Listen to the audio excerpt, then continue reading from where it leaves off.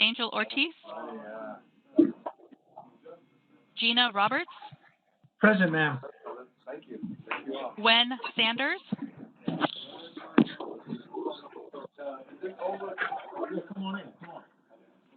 District Summer Stephan. I'm here. Claudia, could I ask you to remind everybody to mute their mic, please? Yes, please. Once I've called your name, please mute your mics, or if you're not speaking, please keep your mics muted because we can all hear the background noise. Kenya Tiz. Present. Thank you. Samuel Choi. Present. Daphne Watson. Daphne Watson. We have you as logged in. We'll go through the list one more time, naming the folks who appear logged in. Kate Clark.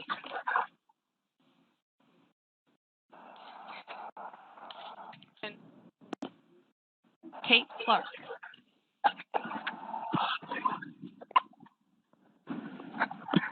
Angela Elliott Santos. See you there. Present. Thank you. Rashid Essa. Present. Shane Harris.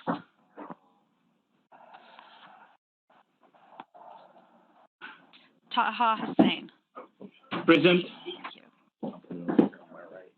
Enrique Morones. Thank you. Some water will be good. Angel Ortiz. Present. Gwen Sanders.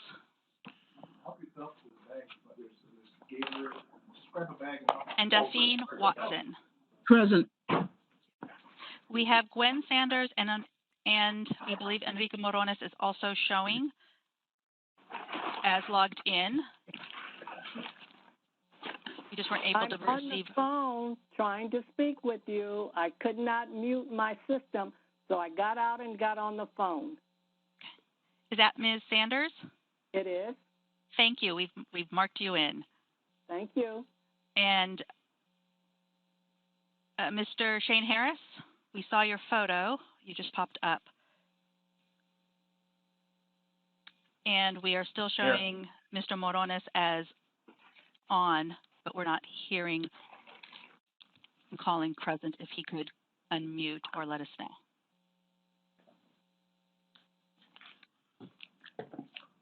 Okay, we'll move forward. Welcome, everybody. We have a welcome address, first from Supervisor Chairman Greg Cox, that we're going to go ahead and play for you now. And reminder, if you could please mute yourselves in the background.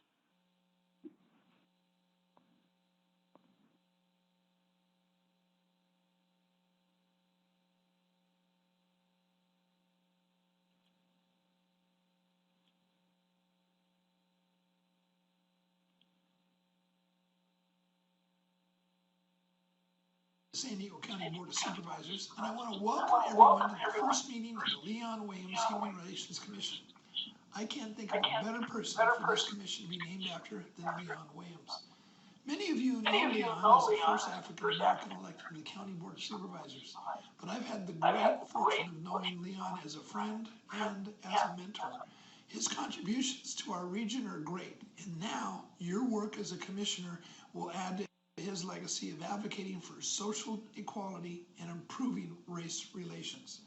Your task is not going to be easy. We are living in one of the most contentious and tense times in our nation's history, but we are also faced with opportunities to rewrite the wrongs of the past, as we have all been forced to open up our eyes and our ears and our minds and acknowledge this nation's troubled history with race. The Board of Supervisors created his commission to act as a safe haven where we can have open dialogue on the issues confronting our region and nation. We expect that you will provide advice, suggestions, and some wise counsel. On behalf of the board, I want to thank you for your service to the community. I want to urge you to respect each other's viewpoint, and I want to wish you good luck as you begin this journey. You know, there's an old proverb that goes something like, if you want to go fast, go alone. If you want to go far, go together.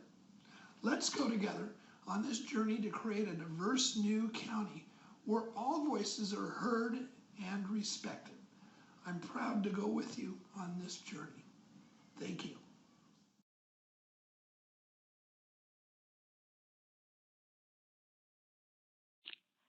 Thank you. And we now have Supervisor Nathan Fletcher, who's going to be providing some welcome remarks via telephone. Thank you. Good morning to everyone. This is really a great day. This is something that to bring back the Human Relations Commission, to have it named in memory and honor of a man who initially brought this forward, and someone, Leon Williams, who I've had so many conversations with. This means so much to him, but I think it means so much to our community that you know, we can have this as an ongoing place of dialogue, of discussion, of debate, of recommendations, a place of education, enlightenment, a place where policy ideas can be vetted and discussed and suggestions be brought forward. And I want to thank everyone. It was a very long and difficult process to get this. This is something our office started working on right after we were sworn in, and it was difficult and it was challenging to build the support that was needed. So many of you sat in so many group meetings. You built support. You gave input and direction. And there's certainly going to be things that have to be tweaked and adjusted as we go. But in order to have this begin the process, and you all have a lot of work to do. You've got governance issues. You've got structure issues. You have members to appoint. You have to choose very wisely as you select your initial chair.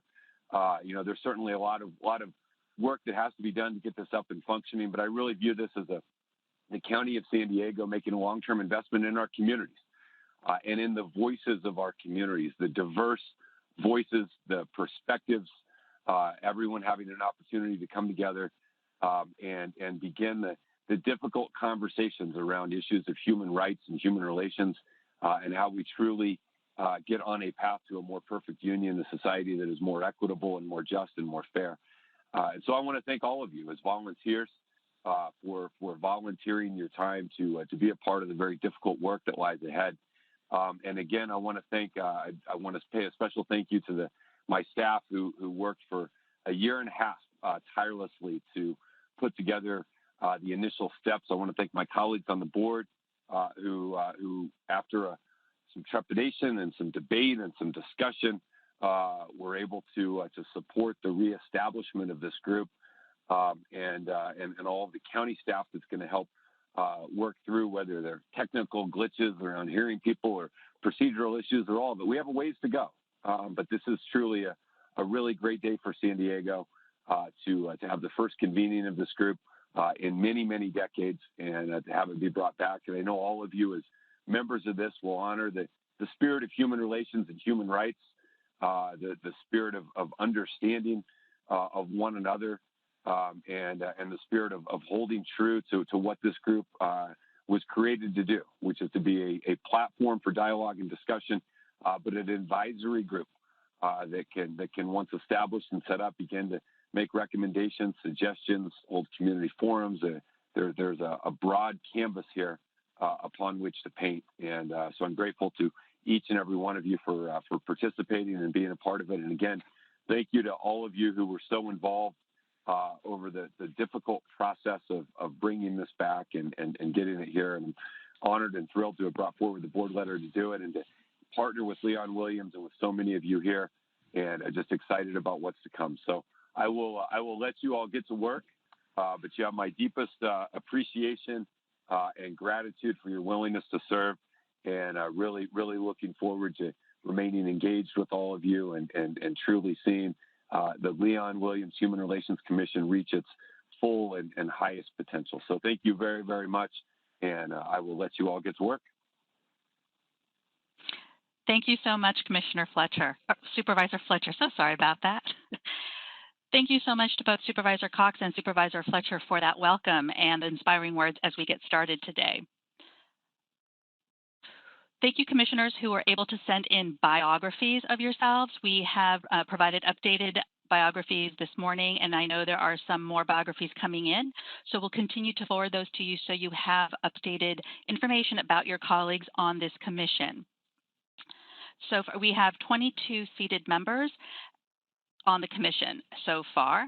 And I also wanted to let you know on this slide who the staff members are who are supporting this Human Relations Commission. Here you have their names and their titles, and we are all working together to deliver the presentations, get the technical issues addressed, and provide the presentations to you this morning. And in addition, you'll have some other presenters who are not on this list, but this is your core HRC support team.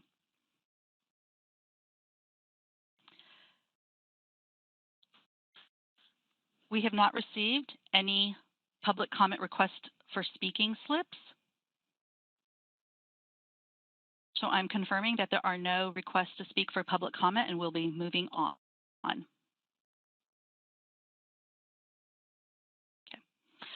The first session will be a Brown Act presentation by Rachel Witt, Senior Deputy County Counsel, and it's agenda item F1. Rachel, take it away. Good morning. I've been asked to provide a very brief introduction to the Brown Act, which is also referred to, you might hear, as the Ralph M. Brown Act and the Open Meeting Law. This presentation is intended to provide a snapshot of key provisions that the Commission should be aware of. So let's jump right in. The Open Meeting Law is a state law found in the California Government Code. In March 2020, several provisions of the Brown Act were suspended by executive order due to the current state of emergency. Both the Government Code and executive order are intended to promote transparency in decision-making of legislative bodies through public access to meetings, deliberations, documents, and encourage public participation. In addition to bodies like the Board of Supervisors, which is required to comply with the Brown Act, still are advisory bodies that the Board of Supervisors creates, like the Human Relations Commission.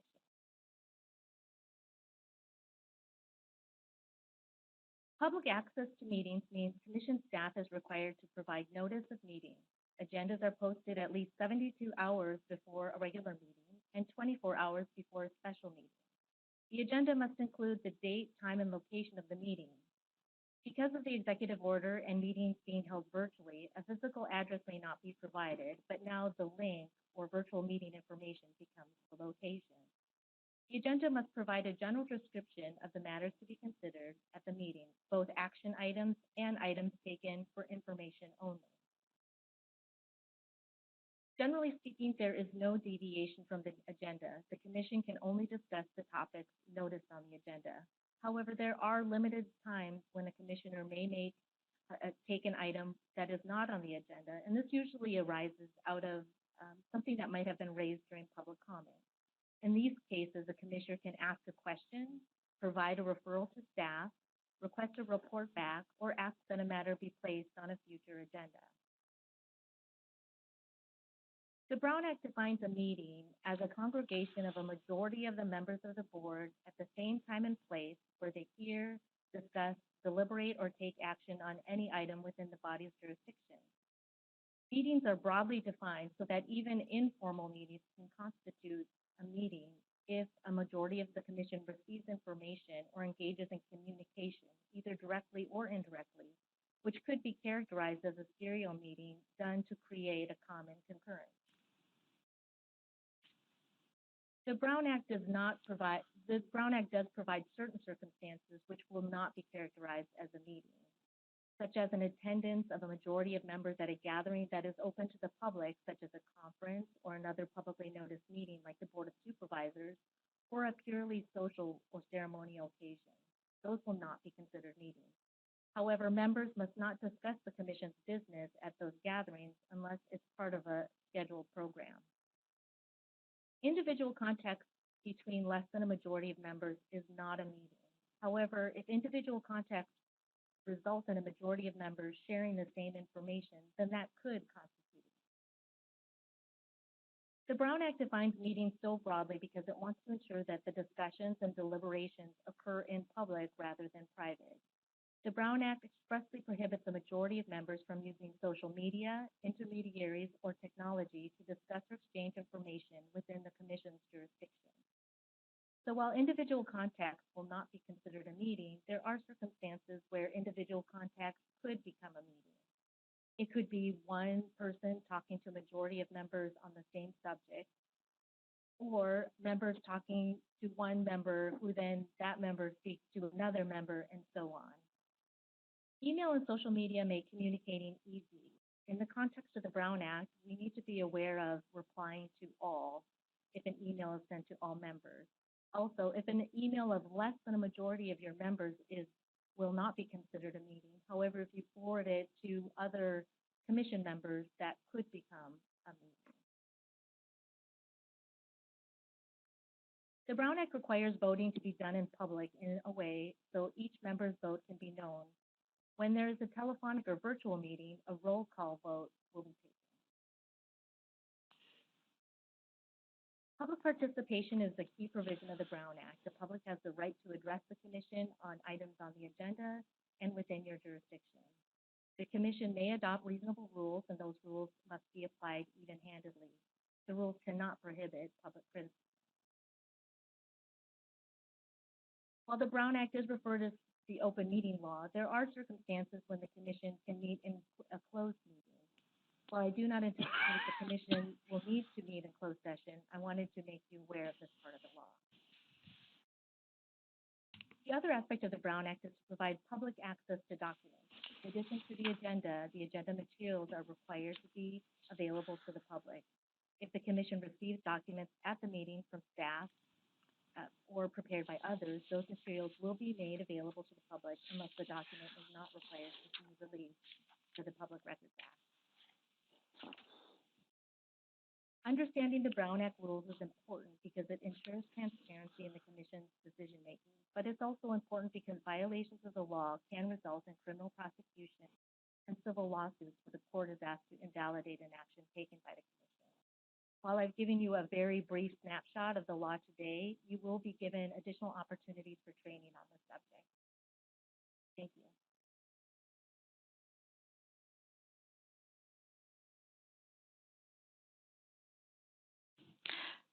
Thank you, Rachel, for that informative training. Are there any questions from the members at this time? If we can unmute them all so that we can take any questions if there are any. I have a quick question. Are we getting this PowerPoint in the email? In email or no? Yes, it was in the email. Okay. Any other questions before we move on?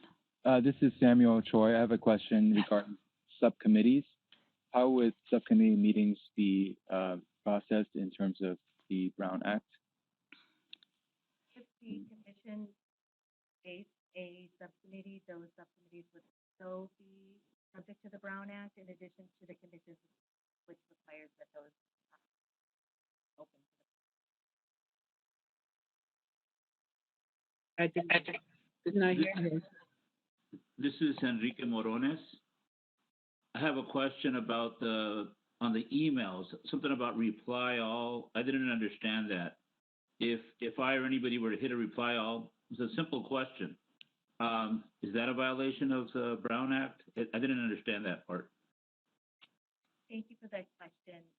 The way that the Brown Act is written is that it wants to avoid deliberation outside of the public. And so simply replying all isn't going to be a violation of the Brown Act per se. However, if there becomes email exchanges, exchanges amongst the members discussing a topic that is within your region's jurisdiction, then that deliberation and discussion on that topic could result in a violation. So I just phrase it as a issue of be aware of, so that folks aren't doing their deliberation offline.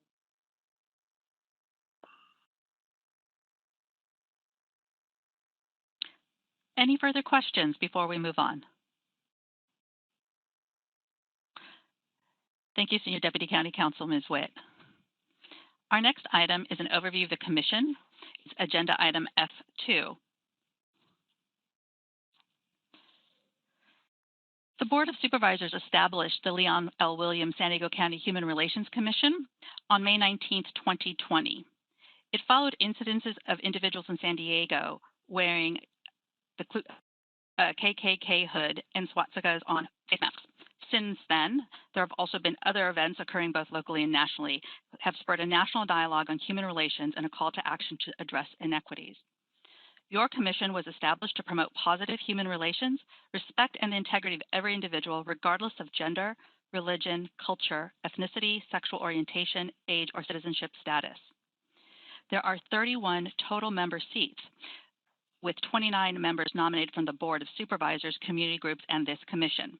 2 members serve ex officio, and that would be the district attorney and the sheriff. Commission members' terms are dependent on how they were nominated. Members who are nominated by a supervisor serve terms concurrent with their nominating supervisors.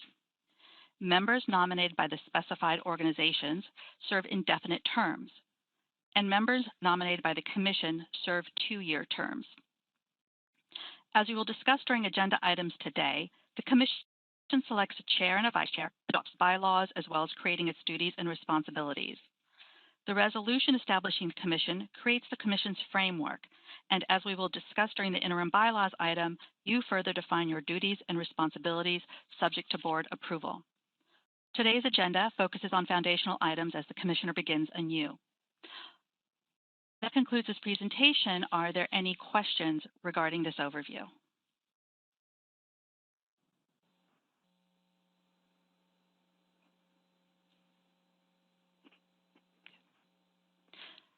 Thank you. The next item we're going to discuss is the process for commission nominated seats, agenda item F3, and this is going to be by Elizabeth Bustos.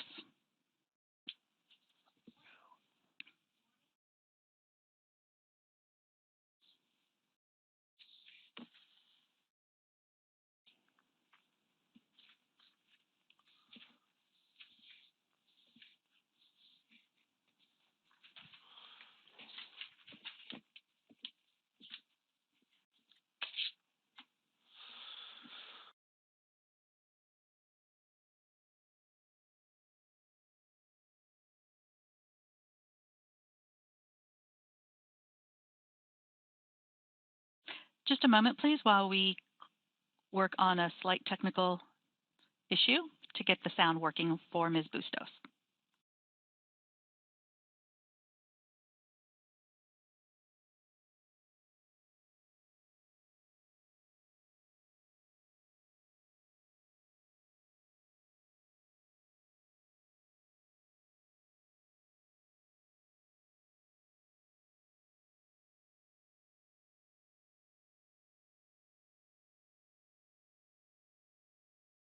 Claudia, it would now be an appropriate time to ask a question regarding the 90 days of full commission being confirmed.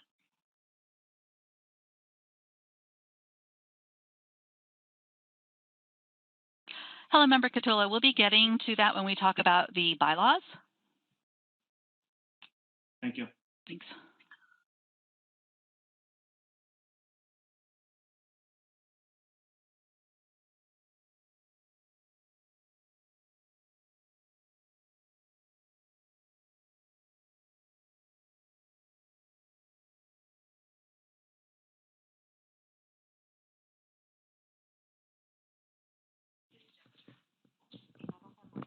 Here, I'm going to move out of the way.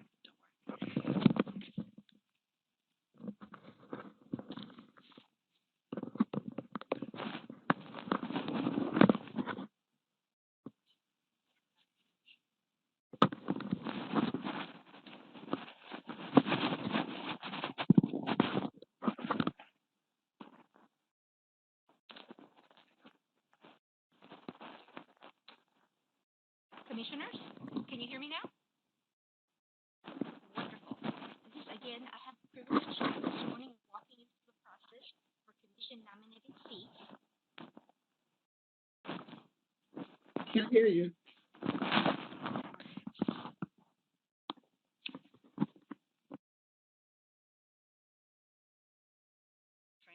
Hello? Now we can Better now. Thank you. Thank you for your patience with these technical difficulties. Let's just get through this. Process for commission nominated seats, and it is agenda item F3. Your commission nominates 3 seats that are forwarded to the board for confirmation. Let me start over. Your commission nominates 7. That's 7 seats that are forwarded to the board for confirmation. Nominations are made by the commission, which are made by motion, second, and majority vote for nominees to be forwarded to the Board of Supervisors. As you can see from this slide, the commission is to nominate members of the community, create a commission that is reflective of the above. And you see there demographics, diversity and culture, age, gender, socioeconomic status, ethnic background, culture, religion, sexual orientation, geographical distribution, knowledge and awareness of the problems and causes of intergroup tension and conflict, and really a demonstrated commitment to fostering better human relations.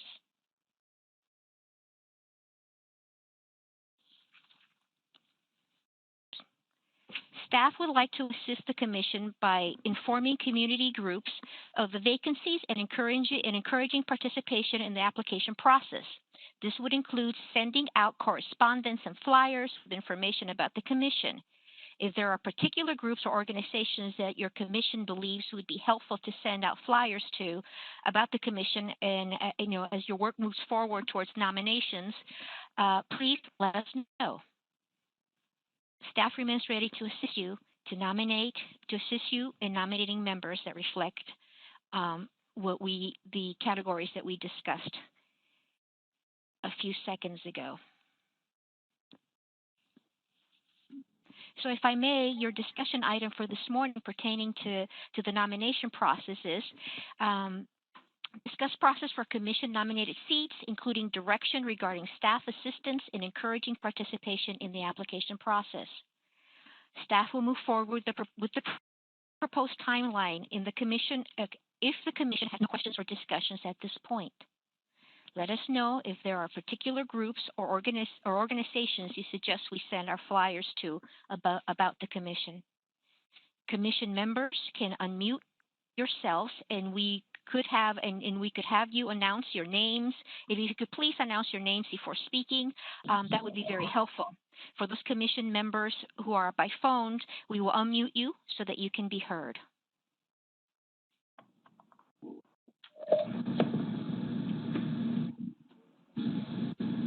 Questions? I have a quick question. Sorry, this is Watson. Can you speak a little louder, ma'am? Yes. Can you hear me? A little louder would be helpful.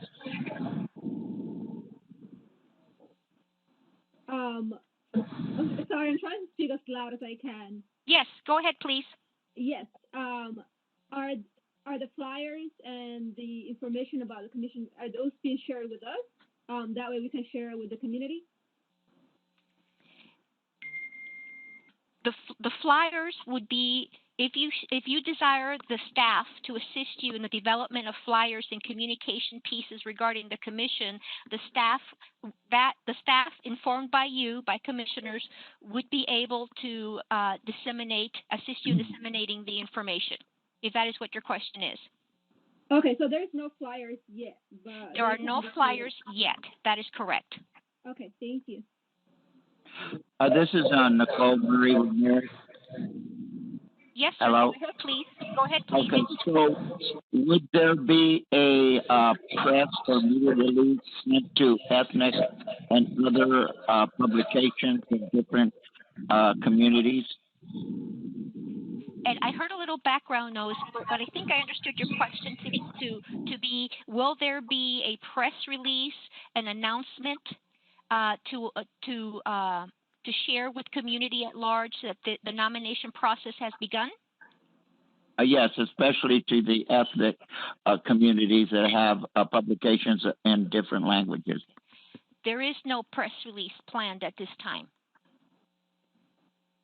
Well, I think it would be important that we would have one and send out to the ethnic and other publications of communities that we feel we want representation from.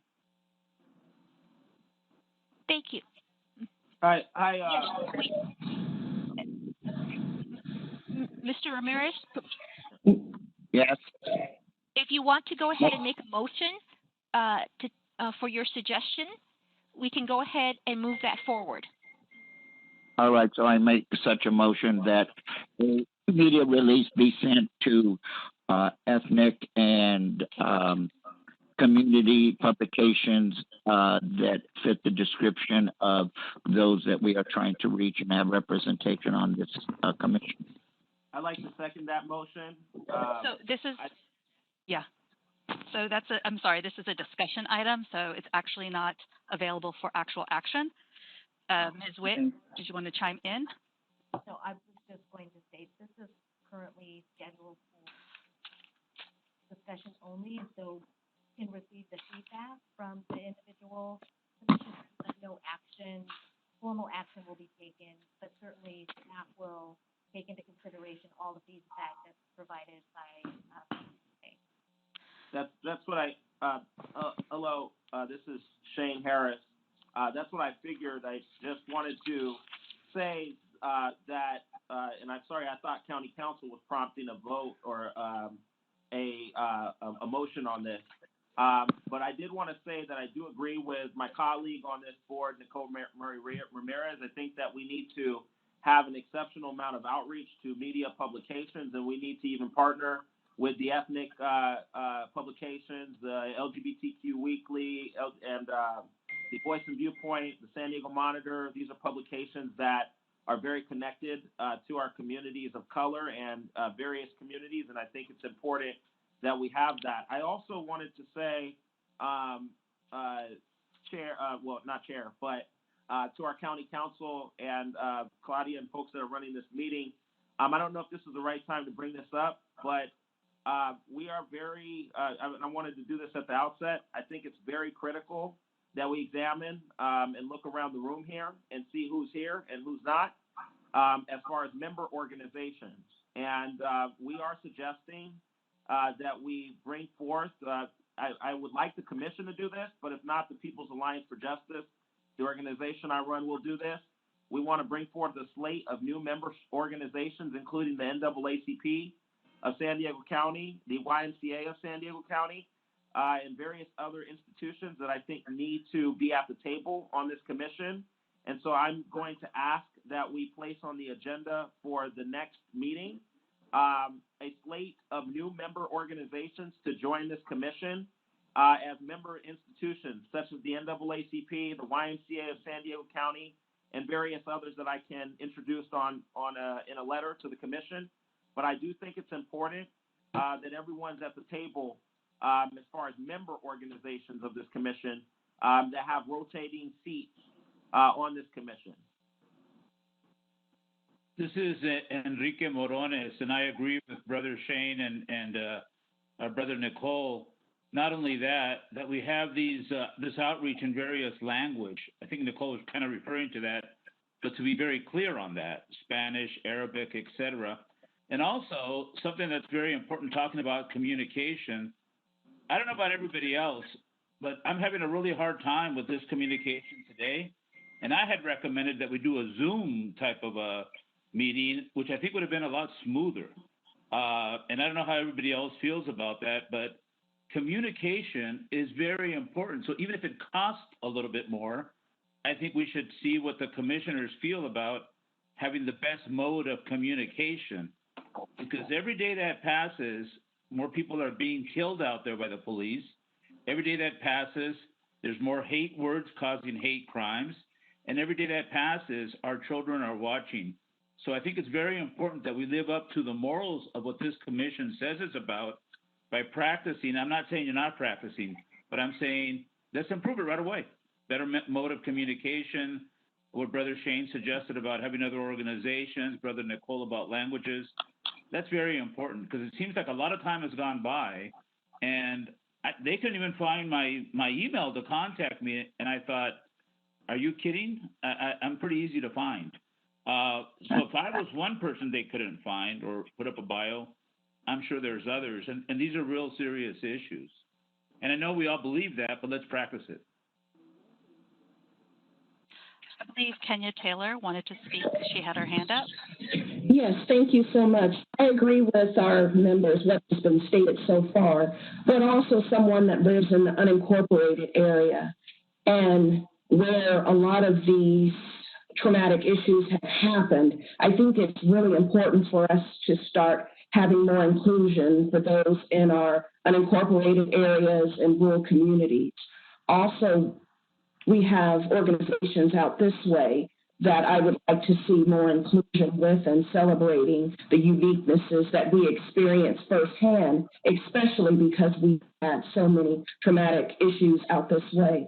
Also, I want to be mindful that those who have visual impairments could potentially be great candidates for us to add to our team, and we want to make sure that we're celebrating diversity of all types.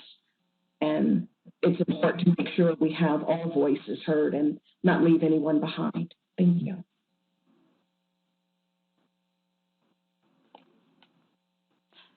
Thank you. Is there anybody else who would like to provide some discussion on this item? We've been taking notes from the members, and there's a desire for very wide outreach to various organizations, and that an item has been asked to be placed on the agenda regarding organizations to fill some of those seats. As currently, I just want, Claudia? Yes. Sorry, I just want to be clear. I am asking, I, as a member of this commission, Shane Harris, am asking that we place on the next commission meeting agenda, it is critical that we add I'm saying 10 other member organizations to the spinning rotation of this commission. So they would be member organizations like some of the other institutions that are member organizations of this commission, meaning they have a rotating seat every year, not to fill the appointment seats or the other seats that we're asking the outreach for, but that these seats would be that the commission would bring forth a recommendation to the County Board of Supervisors to add 10 member organizations, including the NAACP of San Diego County. It is important that we look at human rights and human relations on a broad level, and we need everybody at the table as we begin to look at things such as the forming of the Office of Equity and Racial Justice. We don't want it to be anybody's PAC. We want it to be the people's PAC. And so I want to ensure that everybody's at the table, and we can't have a Human Relations Commission without the NAACP of San Diego, for example, or without the YMCA of San Diego County. I've talked to both of those presidents, and they would like to be involved in this. So I think it's critical that we add 10 new member organizations. These are 10 seats that are revolving every year that should be added to this commission. That's on top of the other seats that you're talking about doing outreach for. I just want to be clear about my recommendation. So we can place on the future agenda the commission's, Member Harris, your request that we'll place on the agenda the need for 10 additional organizations to be added as commission seats. That would, of course, have to go to the Board of Supervisors to amend or revise the current composition. So we can place that on the next agenda, and that would be distinct and separate, if I understand you correctly, from the 7 seats that we are discussing now. So we will put that on the future agenda and have noted it. I also noted Sam Choi and Ellen Nash and Define all had their hands up. So if we could start with Member Soy? Yes. Hi, everybody. Again, this is Samuel Choi. I just like to suggest to see if staff can give us some assistance in helping us create a matrix that will give us a better picture of the current commissioners in regards to the demographic and identity, and also to Kenya's point, geographic representation. As I know, the bios are already there, so it could be a simple task of just creating a spreadsheet where you can show how many people from the Asian American community, how many people from the African American community are represented already. So then when we make the decisions for the 7 vacant spots, we'll have that data ready for us to compare with the existing members. Member Choi, we can do that and have that on as part of the next meeting's agenda so that you have it as a reference point for your discussion of nominations. Thank you. And just to clarify again, so we want people to submit applications by July 21st, and then would the commission have another meeting right after that to review all the applications before we vote on sending the nominees to the Board of Supervisors? Yes, we would accept the application. We would receive all applications that have been filed with the clerk of the board. We would forward them to the commission so you all can review them. And if the commission does select July 28th as the next meeting, that would be when you can make your initial set of nominations. It is up to the commission as to whether or not they nominate the full 7 slate or they do that in portion. But at that same meeting, we can bring forward a matrix as you've described with the information regarding demographics and geographic representation. We may need to reach out to some of the commissioners if that information was not in their applications, but we can have that ready for you all. Great, thank you so much. The next speaker is, I believe it was Ellen Nash. Hello, good morning. I wanted to speak to the recommendation in regards to extending the commission status with an additional 10 seats. I was wondering how that process would actually work and who would decide on the additional 10 commissioner seats that Reverend Shane Harris is referring to, first of all. And then secondly, in regards to the 7 seats, I do agree with the gentleman that was speaking before me that we do need to ensure that we are reflective of the community at large. And so it would be good if you did a profile of the current makeup of the current commission, and then we can ensure that we fill in the gaps appropriately. I think in regards to what Reverend Harris was talking about, it also speaks to ensuring that we have a representation on the commission that really reflects the demographics, the needs, perspectives of all individuals in San Diego County. So that is important to do that. But I just want to ensure that the additional 10, 8, 5, whatever it amounts to, that everyone has input into who those organizations will be, because that is so important. Thank you. Member Nash, in regards to your question about the 7 seats and your agreement with the profile, that will be returning at the next meeting with the agenda item for the nominations on the 7. In regards to your request about the process, about what would it look like how would adding 10 additional seats work and what that process would be, that would be on a future agenda. But generally, this commission, you all would need to take action to make that recommendation. It would then be forwarded to the Board of Supervisors, and then they would need to approve the additional seats. Okay. You all as a commission would have to decide by majority vote as to what member organizations, if any, would be represented. And that will come back at a future agenda. Gotcha. Okay. Claudia, if I could tap in right there real quick. I agree with Ms. Nash, and I had the intention to do so. We will bring forth a slate of recommendations, and I would like to discuss with the full commission these recommendations or other recommendations that they have. I just want to make sure that we have institutions that are reputable in human rights, human relations, at this table. And so I would like to work with Ms. Nash and other commissioners to make sure we identify these organizations and get them added onto this commission. So I think it would be a full process, and then we would bring it to the Board of Supervisors as a commission. Mm-hmm. Yes, the commission will do that. We'll bring back that on a future agenda item as it's not a current agenda item. I don't want to have further discussion on an item that's not agendized, but we will bring that, we will notice that, put that on the next agenda for action by this commission to take. And Claudia, demographics, also to put down the percentage of the population of the various communities in San Diego County. Because we want to make sure that we're reflective and consistent with the population of the region. Every community is important, every single one. But it's good to know what the percentages of the community are. So you'd like the demographics on the county, the percentages of demographics by various groups. We could have that for you all, not a problem. Right. Mm-hmm. I think the next speaker was, I'm sorry, Daphne Watson, please. Thank you. Yes, I just want a little clarification. I'm hearing that Reverend Shane Harris is asking to replace those ones that are already there, and I just want clarification.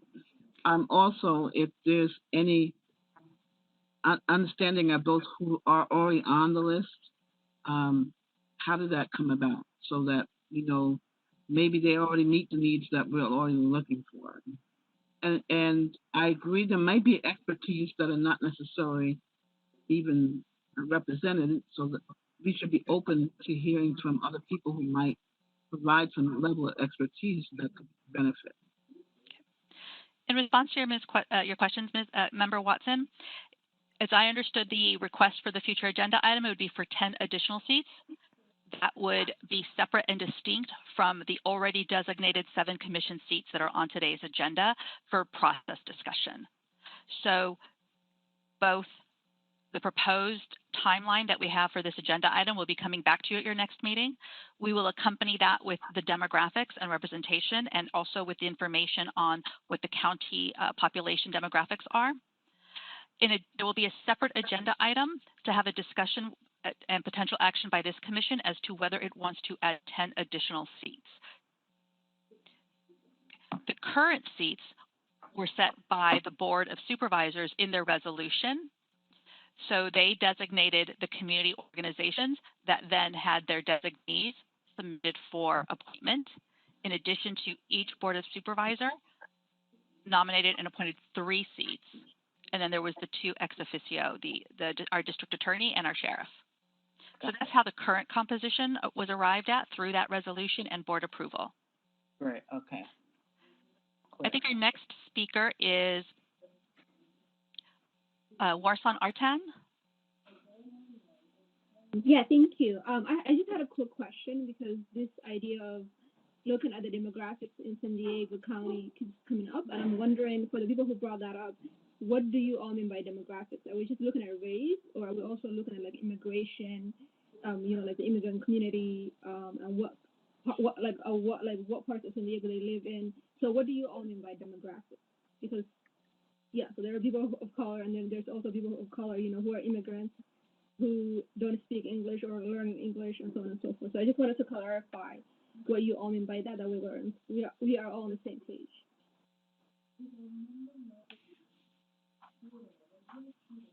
This is Enrique Morones. What I meant by demographics was to include all those things: ethnicity, religious background, if they, you know, all as much information as we could possibly get without getting too far into privacy issues. But that would include everybody, you know, to include everybody, because what tends to happen is a lot of communities are excluded and nobody says anything. But we want to make sure those communities are not excluded. So in demographics, you know, how many people of this community are in San Diego County, this community, and a lot will be overlapping. My ex, for example, I'm a Mexican man, Catholic, and my ex is a Muslim, a Mexican woman, for example. So that encounters a lot of different things. So I want to include, personally, as an individual, to include as much information as we possibly can get, only for the purpose of being as inclusive as possible. And Member Morones and Member Artan, we will do that. We will cast as wide net as possible and get the demographics as inclusive as possible and provide that to you. And I just wanted to say I agree with Member Morones on providing demographics for the entire region too. I'm sorry, oh, okay. Oh, that was Ms. Roberts? Yes, thank you. Sorry, I forgot to announce myself. Oh, that's okay. I did want to call on you next, so I didn't know if you had additional, if you could repeat that, please. Okay, I just wanted to agree with Member Morones that that's a great idea to make sure that we include the demographics of the entire region as part of our profile for everybody, and so that we include everybody in our glorious opportunity that we have here. We can do that. Okay, I think Member Vince Catula would like to speak next. Thank you, Claudia. I really like the suggestion of including other stakeholder groups, from Reverend Shane Harris. But my question would be, if we were going to vote on requesting of the board to add 10 additional member seats, what would the turnaround time be before the board letter is drafted, sent to the board, and then brought back to us? We would have to look at the agenda, the calendar of meetings. I can tell you just based on meetings, it wouldn't be immediate. It would take a little bit of time so that it could be agendized, brought forward after discussion by the commission. So if the commission did it at its next meeting, it would be that type of item would be difficult, I think, to late docket, frankly. And we would probably have it heard in September, at the September meeting. So it And could that would come back to you all. So it could be a couple months before these 10 additional seats would be allocated to the commission. And my concern is that we would be having several meetings without these other stakeholders that may have very valuable input, that I know would have valuable input. So my suggestion, if Reverend Shane Harris is okay with this, is potentially to use our existing 7 seats that we can utilize right away to add some of those member groups, and maybe you identify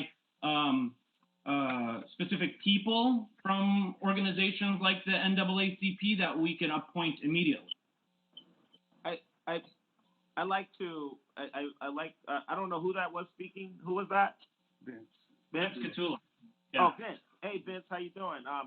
No, I like the idea, Vince, of looking at that. The reason why I asked for 10 additional organizational memberships to be added was because that would be, those organizations would be rooted organizations in this commission. So, for example, I was appointed as an individual from out of District 3, but my organization, the People's Alliance for Justice, is a very valuable institution in human rights work in the county. This should be an institution that's added to this commission as a member. The NAACP should be a member organization of this commission. The YMCA of San Diego County should be a member organization of this institution. So the reason why my suggestion was to come to the next meeting, which I believe is at the end of this month. I thought I saw something July 28th, Claudia. Is that correct? So we're suggesting as your next meeting, it's on the agenda, be set for July 28th. And what I would suggest is we not delve any further into this discussion until it's an agendized item, and at which point we can have a robust discussion, because both 7 seats, any nominations for those seats will be on the agenda, as well as the agenda item to add seats. So that discussion. Well, then here's my ask. My ask is that we don't make any decisions in regard to the Office of Equity and Racial Justice, the new department that's being created, that we do not take part in that until those groups are added, because I think it's incredibly important that we survey our commission to ensure as many people and as much representation from all sides of the table of our county are included in this process. And I want to ensure that everybody's a part of the process of creating or bringing recommendations forth to create a new Office of Equity and Racial Justice, which will be a county department.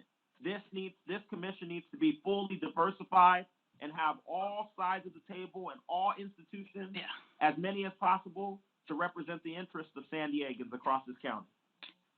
Member Harris, thank you so much. And I think I didn't see any other indications of members wanting to speak, so we will bring that back on the next agenda item. We'll have 2 items as requested by this commission. First, we will place the request for additional 10 seats, as well as the 7 seats for nominations. And at that time, the commission can have a discussion and take action on both of those items to determine how they would like to move forward.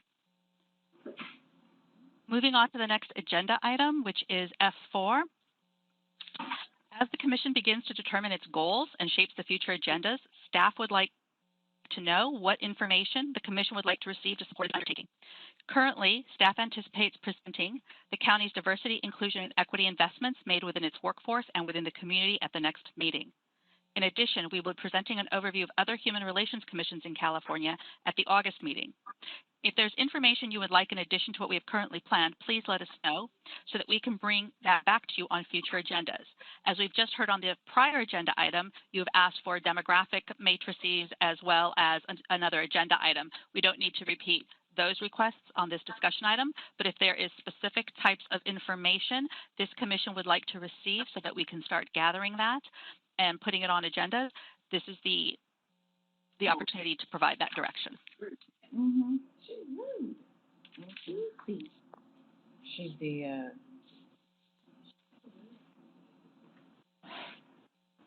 Ms. Nash, did you have discussion item on this? Did you have comments? I do.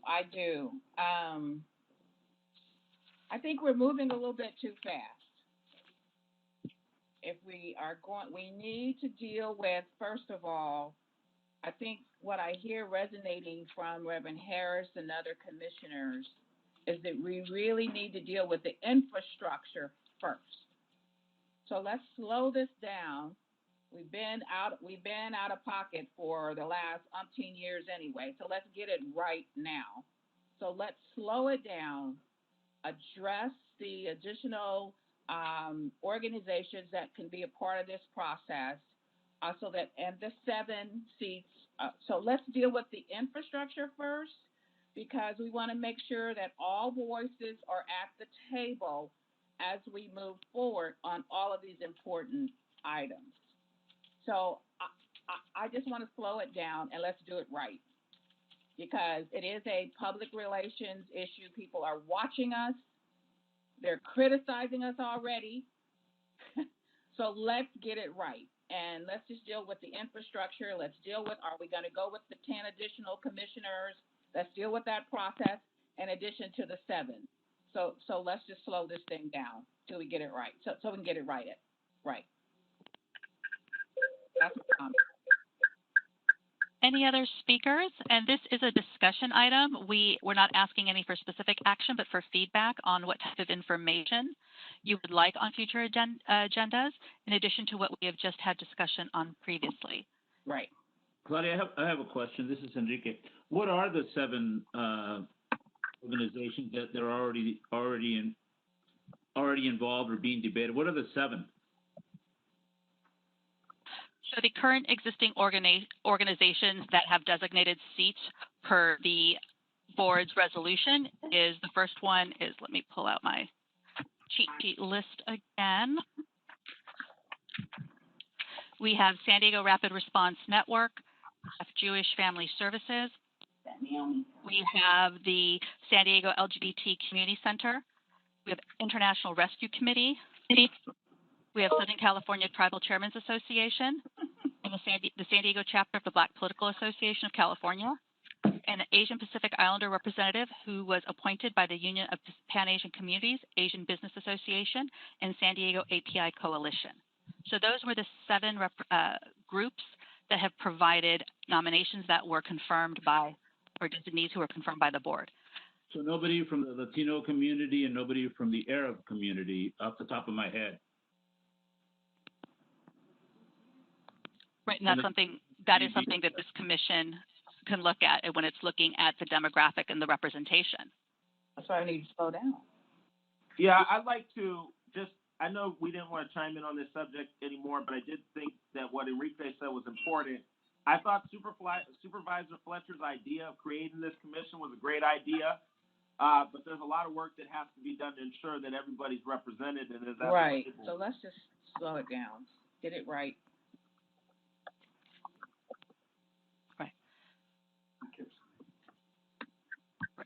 This is Samuel Choi. In the spirit of getting it right, I appreciate that the staff is already going to help us look at the best practices of other human relations commissions across the country.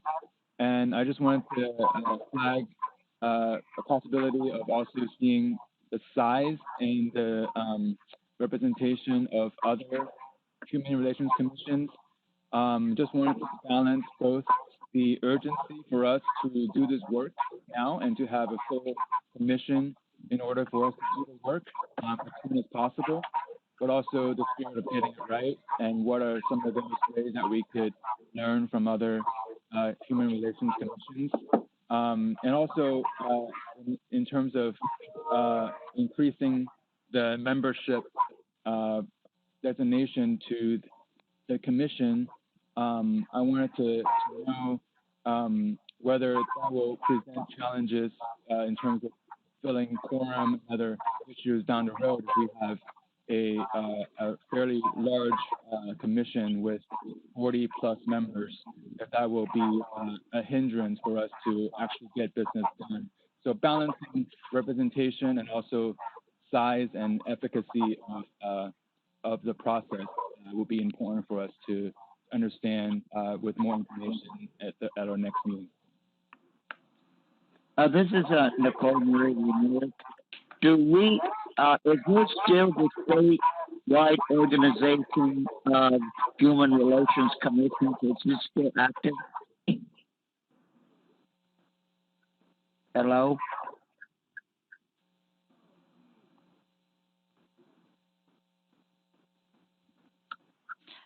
Hi, Member Murray Ramirez. I'm sorry, we couldn't hear you. We were hearing some feedback. If others can mute themselves for a moment so that we could eliminate that feedback. All right. This is Nicole Murray Ramirez.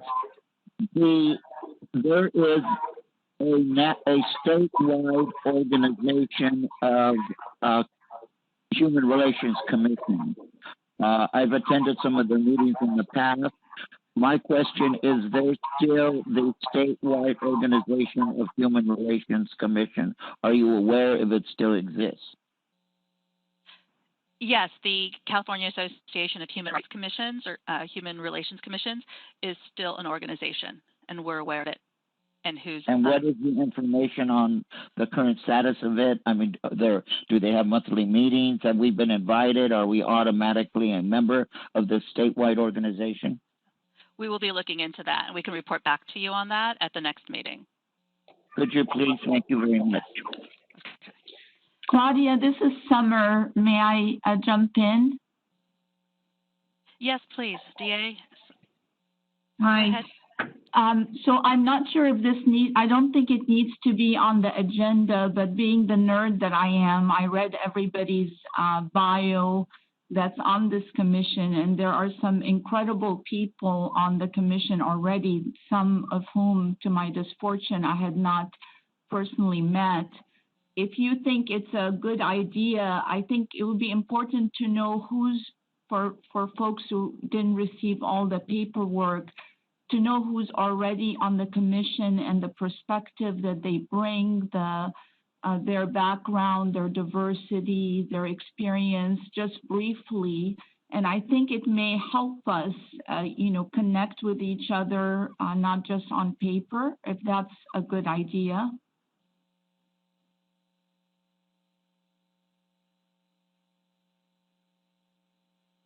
I can't hear you. Oh, thank you. We can do that, I think, at the next meeting. Given the time of today, that's why we circulated the bios to try to give that idea of your colleagues on as members for everyone to get a flavor. But we know that all the bios have not been submitted. We think if we have the bios, we have the matrix of what we currently have, the demographics of the current membership, in addition to the demographics of the county information at the next meeting. And we'll have some time for everybody to share more about themselves. I think that we could put that on the next agenda, because the next agenda also has, in addition to the HRC discussion overview throughout the state, as well as nominations, additional organizations. We're also looking and forecasting having a budget summary presentation at that same meeting.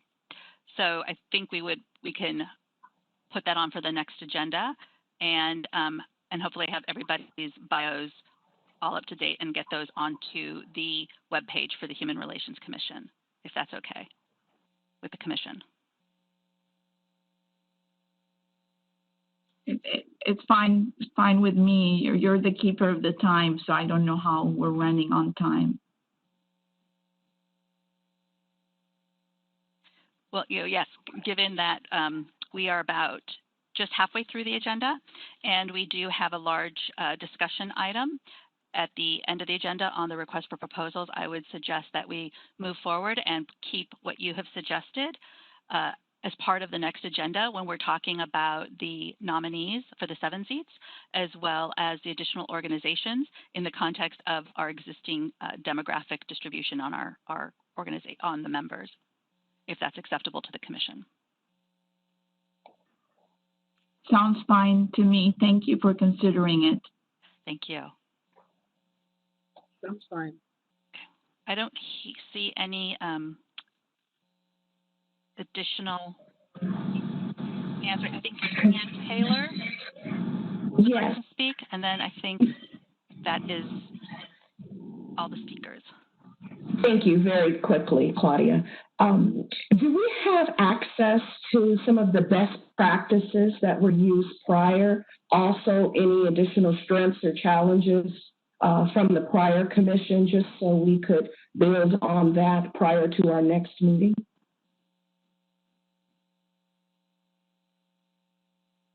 And I think you're muted, Claudia.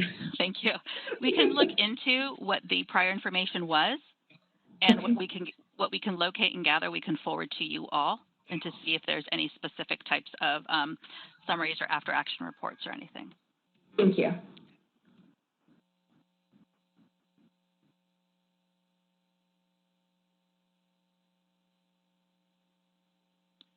With that, I think we're ready for the going into our action items. Our next item is the suggestion for the next meeting date to be held for July 28th. We're suggesting either the same time of 10 a.m. to noon, or if the Commission prefers a late afternoon start time, either are available. We are suggesting 2 weeks from now so that the Commission can undertake the start of the nomination as well as discuss the other items. To the extent you make any nominations at your next board meeting, if it's held on July 28th, we'll be able to late docket those nominations, we think, for the August meeting by the board, if you so choose. I move to accept that meeting date at same time. I second that. Is there a preference on the start time? I like the 10 o'clock Tuesday morning time. I like 10 o'clock as well. I agree. 10 o'clock is best. Yeah, I agree as well. So this is an action item that requires a motion and a second. I think Gina Roberts was the first to speak on that. So if that was the maker of the motion. That would be me, and I make that motion. And this is Daphne and Watson. I second that motion. Okay. And the motion, July 28th at 10 a.m. Roberts first, second, Watson. Okay. We're going to need to do a roll call vote for this. So if you could just be patient with us as we go through the names. The first, and just say yes or no. Yes means you support the July 28th at 10 a.m. meeting date. No says you don't. Warsan Arton? Yes. Kate Clark? Yes. Angela Elliott Santos?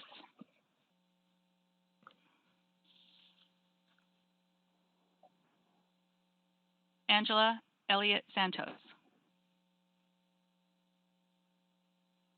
Rashid Essa? Yes. Ryan Garcia? Yes. Sheriff Gore?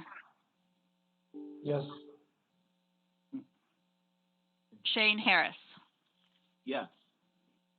Taha Hassan?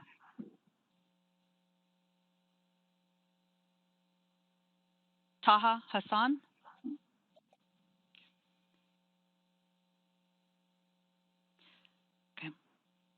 Okay. If you're not able to unmute yourself, if you phoned in, if we could have, if our host, our producer can unmute our phone-in members. I'm unmuted now. Yes. Okay. Oh, thank you. Thank you so much, Member Hussain. Austin Jones. Yes. Vince Catula. Yes. Enrique Morones.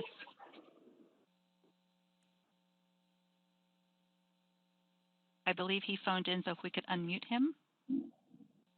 Yes. Nicole Murray Ramirez. Yes. Ellen Nash.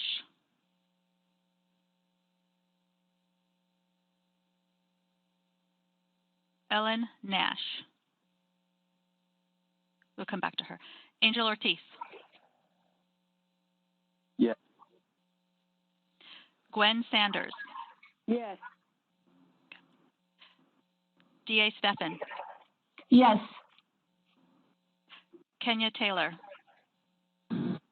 Yes. Samuel Choi. Daphne Watson. Yes. Thank you. I'll call out once again Angela Elliott Santos and Ellen Nash. Yeah. Okay. Sorry about that. Thank you. That motion carries with a unanimous vote. The next action is the selection of an interim chair and an interim vice chair for the agenda. The Commission, per the resolution and Board Policy A74, selects a chairperson and a vice chairperson, as well as other officers it deems necessary. As the Commission has not yet had an opportunity to make nominations for its 7 open seats, staff recommends the Commission make interim selections at this time. These interim selections would serve in this capacity until after the Commission nominees are appointed and the selection of the chair and vice chair are placed on the next available agenda after that. We are asking the Commission for a motion for a nomination and a second and then a vote. So if the Commissioner speaks to make the motion, please announce your name first prior to making the motion. And this would be to select an interim chairperson to serve until after the Commission nominees are appointed and the selection of the chairperson is placed on the next available Commission agenda.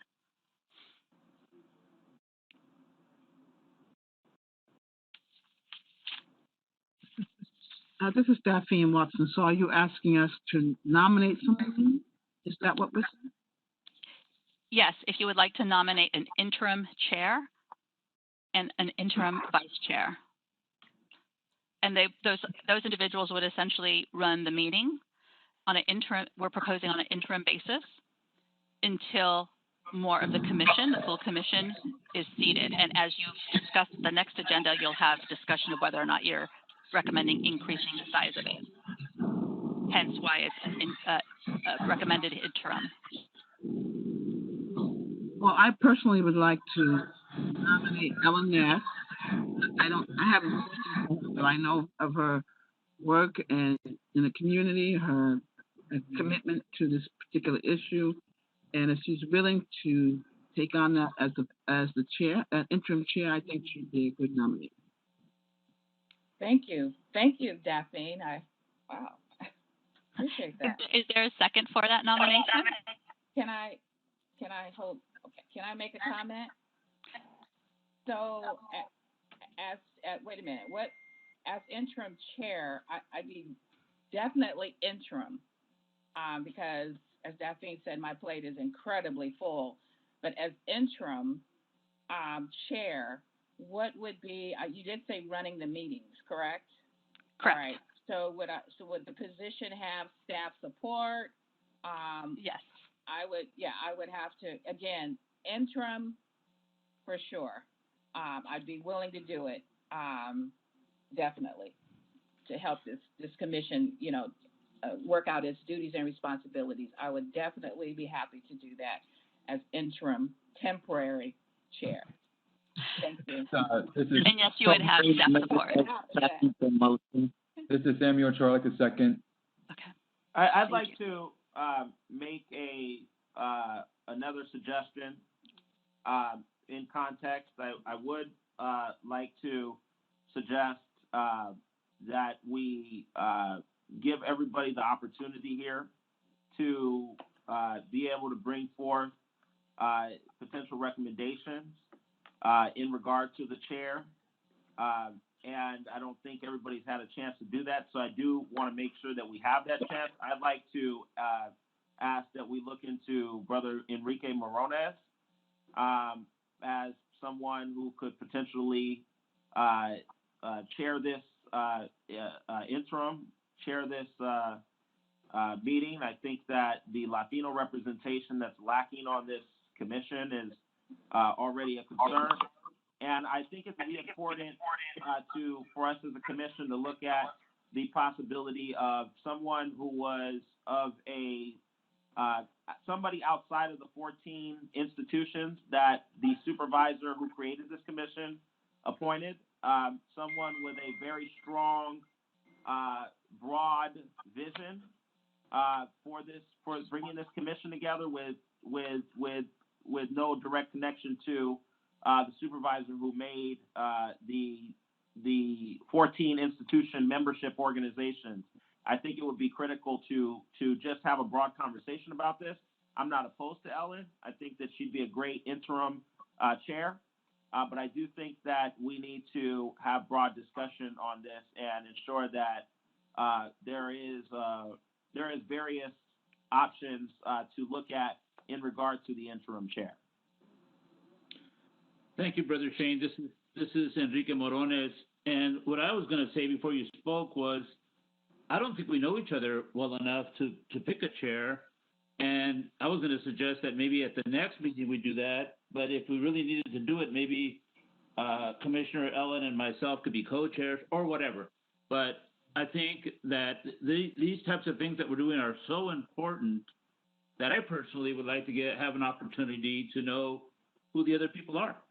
Because there might be some outstanding person out there, like I'm sure you're all outstanding, like you are, Brother Shane. But I think we're kind of just, some people know each other, some people don't. So to have these positions voted on just like that, even though it was in the agenda, but I don't think we clearly know who the other people are. And I think there's a couple of people that aren't even on the call. So, yeah. So we have in attendance 20 of the 22. So we have a quorum for purposes of the meeting. We have a first and a second on Ellen Nash as the interim chair. The reason it's recommended as an interim are for the very reasons that have been described already, which is that it is new, but we do need to have some of the structure in place. Claudia, I have a question. Does this have to be decided today, or can it be decided July 28th? My understanding is it can be decided July 28th. So is it possible that we can move this decision to July 28th to appoint an interim chair? Because even after July 28th, we will need leadership on this commission. So currently there's a first and a second, and that motion is on the floor, so there needs to be a vote on that motion, on that nomination. Depending on what happens with that vote, then the board can look at if they wanted to move it on to a later date. Mm-hmm. This is Nicole Murray Ramirez. I second that nomination, I believe. Is it on record that I did? On which individual? On the nomination. For who? For Ellen Nash? Yes. Okay, Sam Choi is on record as seconding. So we have a nomination. We have a motion and a second for one nominee. We have so at this point we need to take the vote. There was another nomination, but there was not a second. So we'll do a roll call once again for the interim chair.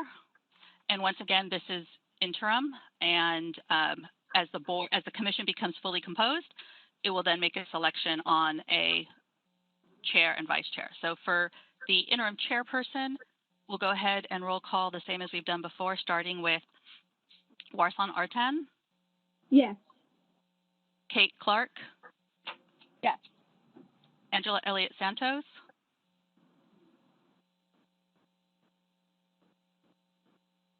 Rashid Essa. Yes. Ryan Garcia.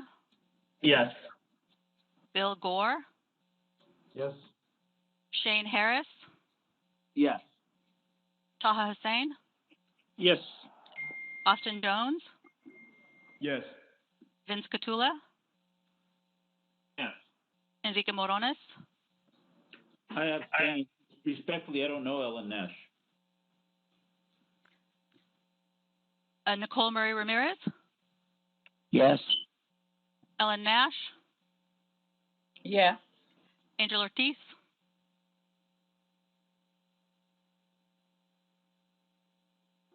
Angel Ortiz.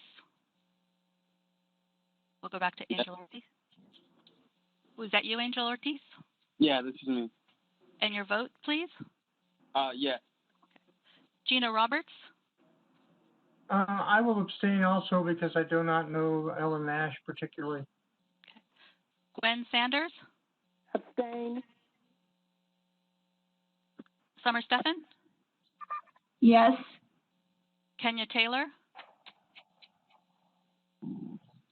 Yes. Samuel Choi, Yes. and Define Watson. Yes. Should be. I'm seeking confirmation of, did Angela Elliott Santos? Mute.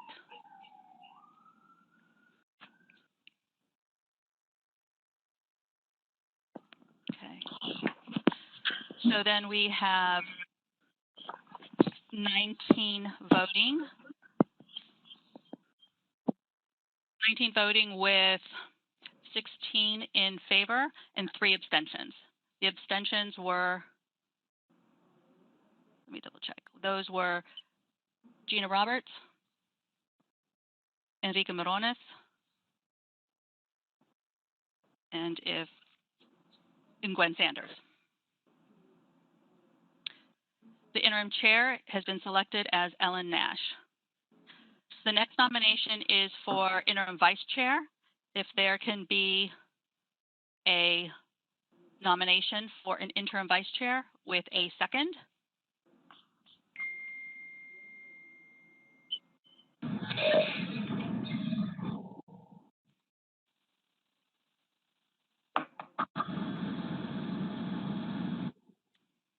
I'd like to, this is Shane. I'd like to nominate Kenya Taylor as the interim vice chair. That her leadership is strong. She's well known.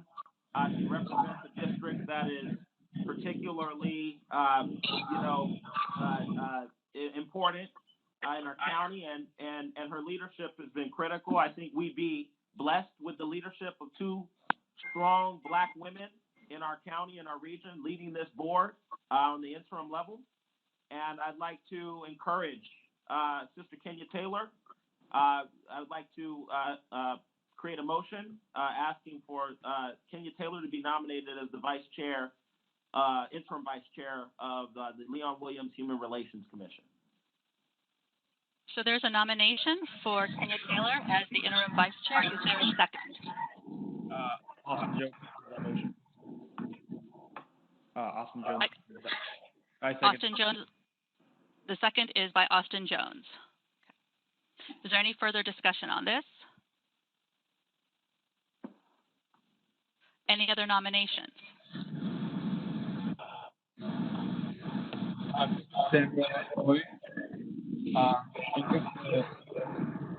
I'd like to motion the nomination of Orsan Artan as the vice chair, knowing in the spirit of having a youth designation seat for every district, we really can use Orsan's representation in her community as well as to represent a different generational voice.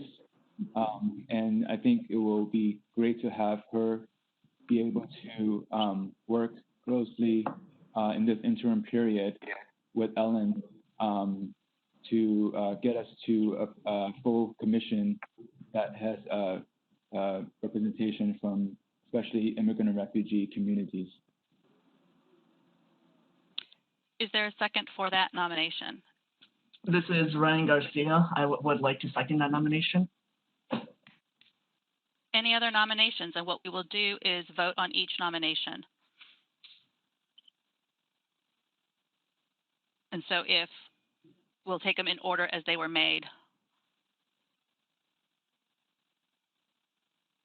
This is Nicole Marie Ramirez. I was cut off and now I'm back in. Were there 2 nominations or 1? There's 2 nominations now. The first nomination for Vice Chair is Kenya Taylor. The second nomination is for Arsan Wartan. So we will, if there are no other nominations, we'll take a roll call vote as to, there was a second, it was Ryan Garcia. We'll take a roll call vote and asking for the vote as to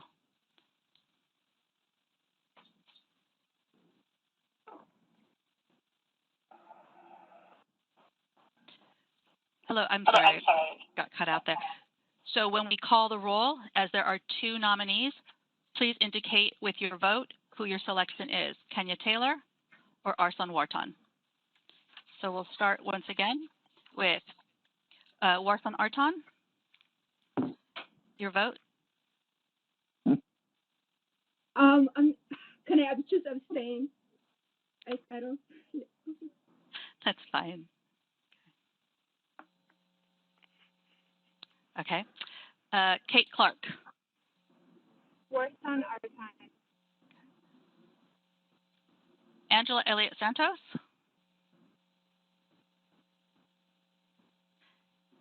Angela Elliott Santos.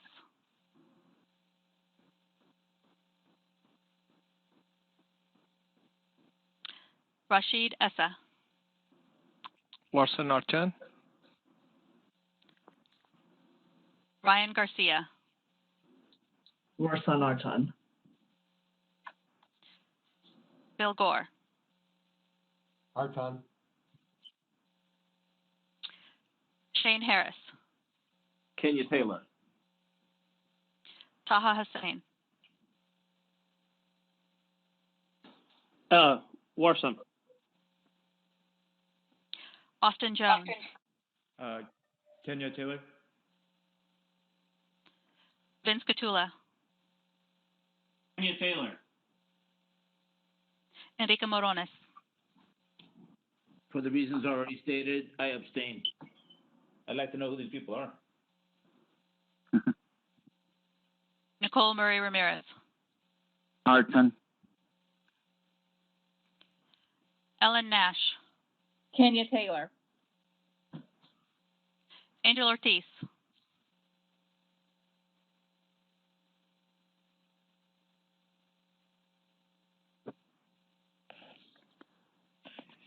Angel Ortiz. Warsan. Gina Roberts. Again, I'm going to abstain because the same reason Mr. Morones, I don't know these people. Gwen Sanders. Abstention.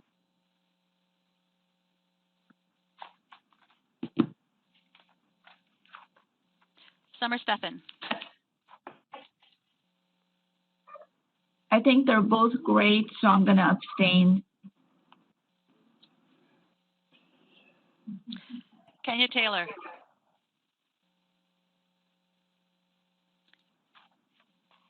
Kenya Taylor. Yes, Kenya Taylor. Samuel Choi.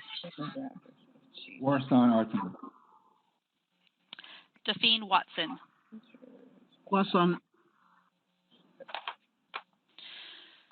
So we had a total of 19 votes with 1, 2, 3, 4, 5 abstentions, 1 absent.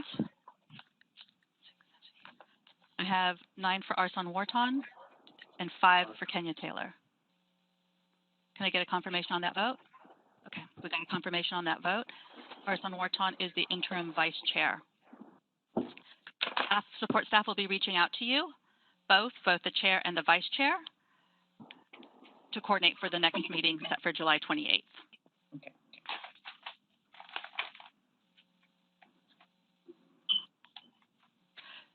So Ms. Nash, Member Nash, if you'd like, now that you've been voted as the interim chair, you are welcome to take over the meeting at this point if you'd like, or if you'd like me to complete this meeting and then meet with you as we do the handoff to the responsibilities to run the meeting. Yes, please. Yeah, please continue. Thank you. Okay. The next item is the adoption of interim bylaws. It's agenda item G3. The Commission prepares the bylaws which govern how business is conducted, and this is required by the resolution establishing the Commission, as well as by Board of Supervisors Policy A74. The bylaws include a section for duties and responsibilities, and the resolution establishing the Commission requires that once the full Commission has been appointed and confirmed by the Board, Commission members shall create the duties and responsibilities within 90 days after formation and approved by the Board of Supervisors. As the duties and responsibilities cannot yet be prepared, staff has prepared for your consideration interim bylaws. Once a full Commission has been seated, the duties and responsibilities can be developed by the Commission, placed into the bylaws, and brought forward for adoption by the Commission and approval by the Board of Supervisors. This is an action item, and it is asking for adoption of the interim bylaws. And Gina Roberts, I move that we adopt the interim bylaws as stated by your organization. I have a question. This is Gwen Sanders. Have we seen the interim bylaws? Did you send those to us as commission? Yes, we sent them out as part of the agenda packet on Friday to all commissioners, and it was posted on the Human Relations Commission website. They are based on the resolution that establishing the commission, as well as board policy A74. All right, thank you. So Gina Roberts made the motion to adopt the interim bylaws. Is there a second?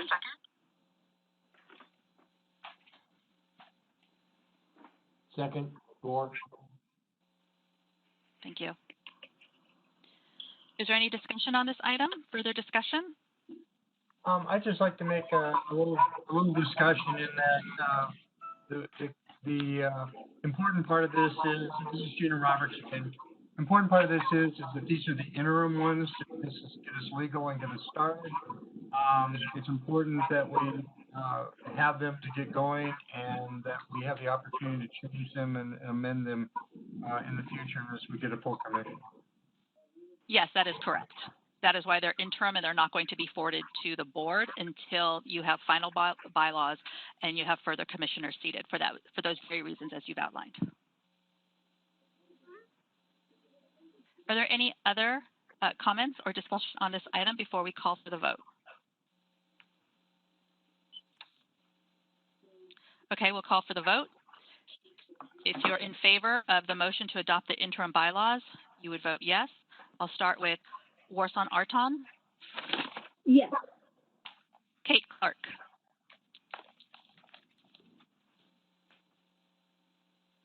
Kate Clark.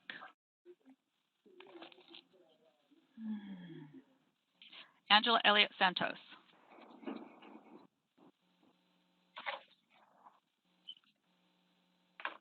Rashid Essa.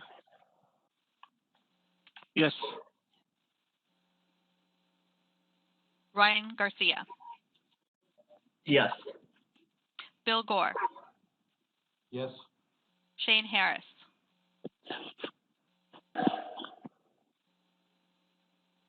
Shane Harris, we couldn't hear you. Yeah. Thank you. Taha Hassan.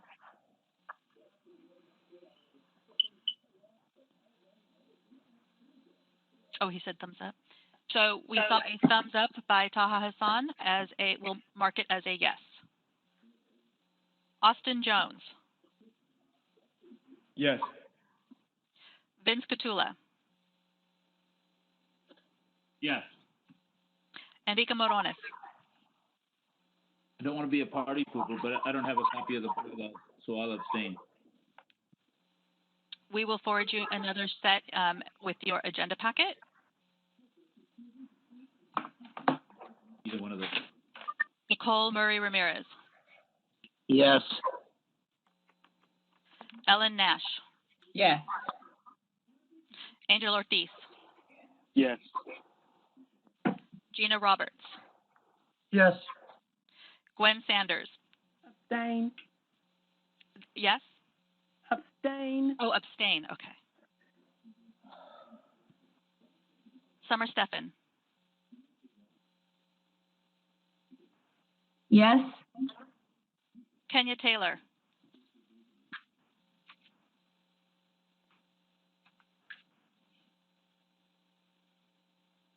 Yes.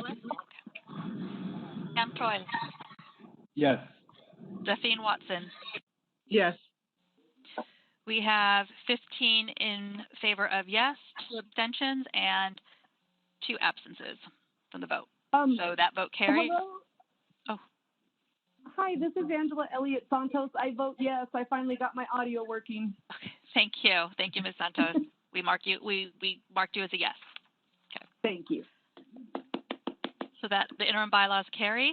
And moving on to the next item is the overview of the consultant request for proposal process and request for commission input on the requirements, background, and experience of the consultant. This is agenda item G4. Alan Hunsberger will be doing the presentation on this item. And then at the end, the action we're asking for is your input for consideration. We're turning this over to you, Alan. The floor is yours. Okay, am I live? Yes. Great. Well, thank you. I'm Alan Hunsberger, Assistant Director of Purchasing and Contracting, and I'm going to be talking briefly about the RFP process that we'll be using to select the consultant to engage, as mentioned in the board letter, to engage the services of a consultant to assist the Commission in the development of that mission statement and report back to the board on the September 15th, 2020 meeting. We're going to be using a request for proposals process. It's a process we're going to be used to seek competitive proposals, very similar to the same process that's used with other government entities and industry. When we do that process, we're going to create a document called the Request for Proposals, or the RFP as it's commonly known. And in that document is going to be several sections. One of the key ones is going to be called the Statement of Work, which is going to describe the work that's going to be contracted. And then there's also we're going to ask questions about qualifications, experience, and price, and those criteria that we'll be evaluating those factors on. This will be publicly posted for full and open competition. We posted on our e-procurement platform we call BuyNet for the County of San Diego. And during that full and open competition, there'll be a question and answer process. So it's a very open and transparent procurement process that we're going to be using. And we are at the end of this going to be asking for the Commission's input into the development of that statement of work, the general requirements, which are the core piece of that statement of work, as well as the background and experience criteria that will be used to evaluate the consultants. The evaluation is going to be done by what's called a Source Selection Committee, or an SSC. We love our acronyms. It performs an impartial, objective, and comprehensive evaluation of each of the proposals we'll receive in response to that RFP. And they're going to use the criteria stated to find the most advantageous proposal, price, and other factors that becomes the best value to the county or, as it will, the Commission. And during that process, there'll be opportunities to seek clarifications from the proposers, to conduct some discussions, ask for revised proposals if necessary, and overall, ultimately come to an award recommendation. The roles in this process, there's be a source selection authority that's going to appoint a source selection committee, and then we'll also review the source selection committee's recommendations at the end of the process. There'll be a source selection committee that will be comprised of voting members and technical advisors. There'll be a contracting officer, myself, and members of our staff, as well as county council and risk management will be engaged as needed. So the voting members, the core of the committee, their job is to fully evaluate, doing a consensus evaluation of the proposals from the consultants. They're going to read them, evaluate them, and develop documentation to support that evaluation, and of course maintain ethics, integrity, and confidentiality throughout the process. I want to go over in a bit of detail what the roles are and how that process works, because we're going to be requesting 3 commission members to serve as members of the source selection committee for this consultant. So we'll go over the procedure that is, so that everybody has a full understanding of what that ask is. For those that are on the commission, we'll go over it in much more detail, and I'll be there for the whole process for those involved. But essentially, the SSC is going to read the RFP, including any addenda or updates to it, read the proposals, identify strengths and weaknesses, and then go through those process of obtaining any needed clarifications from the proposers, possibly conducting discussions, and then they're gonna, as a committee, as a consensus, they're going to score those proposals in evaluation with those criteria and develop a written report with recommendations at the outcome of it. And then upon the SSA concurrence, then we'll negotiate and award a contract and have that consultant on board to help the commission with its mission statement and facilitation. As I mentioned, it's a consensus evaluation. Each proposal will be evaluated independently using the criteria and standards, and then we'll developing detailed comments to support and documentation to support that scoring, and then of course the report. It is something that we ask that the individual members be prepared to do individual preparation for this discussion. They should be individually reviewing the RFP, fully understand it, as well as the proposals received, make notes, identify strengths, weaknesses, clarifications, and come to these consensus meetings fully prepared and ready for the consensus discussions. During that evaluation, the contracting officer and myself may obtain clarification based on the committee's requests from the offers. They could be written, there could be presentations, or other methods, but all those clarifications would be through the contracting officer through the formal process. They can down select to a more limited range of proposers and continue with the evaluation throughout the process. And we can enter into discussions with the offers in the process, which is a fancy way of saying we can do negotiations along the way. That being said, this process, it is a public procurement using public funds, and it is subject to protests, and our board policy, Board of Supervisors policy A97 discusses the procedures for that. But essentially, the reasons for a protest to be upheld will be the failure to follow procedures or some misconduct or impropriety. So the message here is we need to follow the process and evaluate according to the criteria and maintain our ethics and confidentiality throughout the process.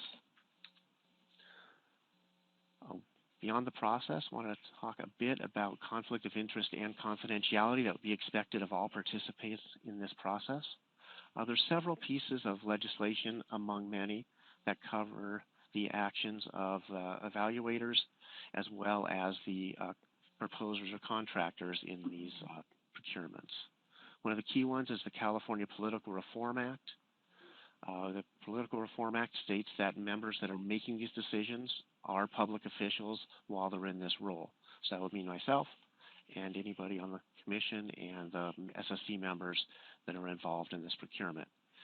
And that Political Reform Act further requires that nobody in one of these public official positions uses their official position to influence a governmental decision in which they have a financial interest. And then it goes on. This particular act very carefully and definitively defines what that interest is. That interest could come through a business owner interest, an investment or ownership interest, a real property interest. A source of income could be job income, gifts, loans, or any form of income. The could be through an employment situation or through donations, gifts, or and including campaigns contributions. So there's many different areas under that act where there can be a conflict. Government Code 1090 also covers some of the same area. It talks about the same officials not having a financial interest. This act is much more broadly defined, doesn't have the definitive definitions. The courts have clearly said this applies to consultants, contractors, or anybody that participates in the contracting process, including members of advisory bodies. So involve everybody in this, including the SSC members and commission, as they're involved in the procurement.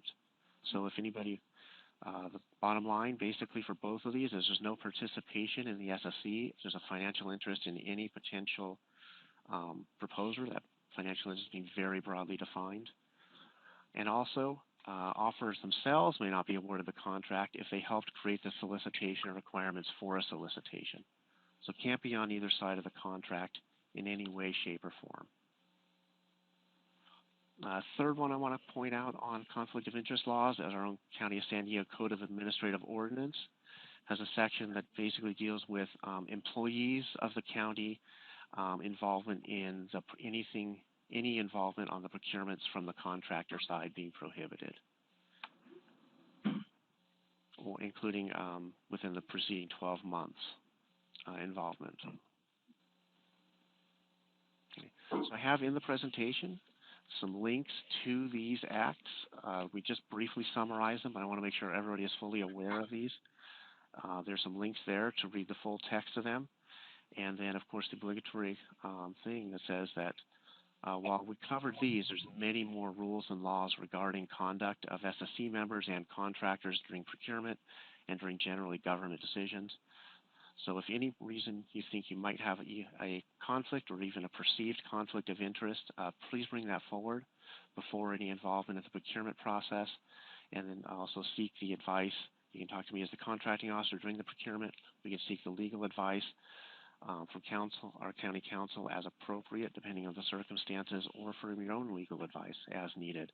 But please be aware of the very important conflict of interest provisions that affect any public sector or government procurement using government funds.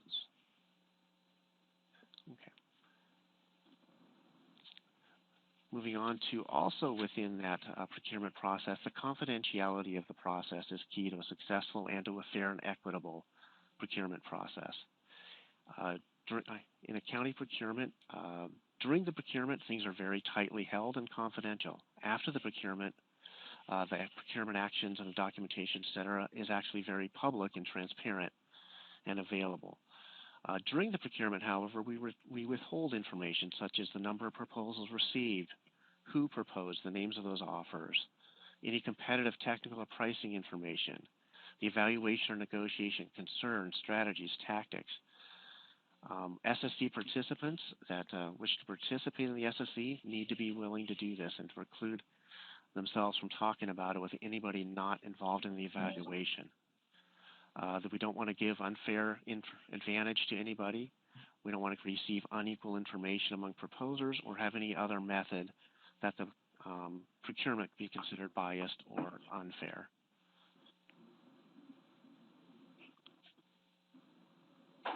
And somehow I lost the PowerPoint here.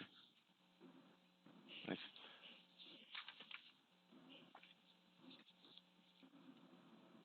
Is everybody else seeing a blank there? Yeah. Yeah. Okay, Claudia, can you help? Because the next one should be going into the general requirements. I don't know what happened to that. Let's see if technical support can help us. If you want to work on that, it's going to be reloaded. Okay. For those, because I know we have just about 6 slides left for the yes. today.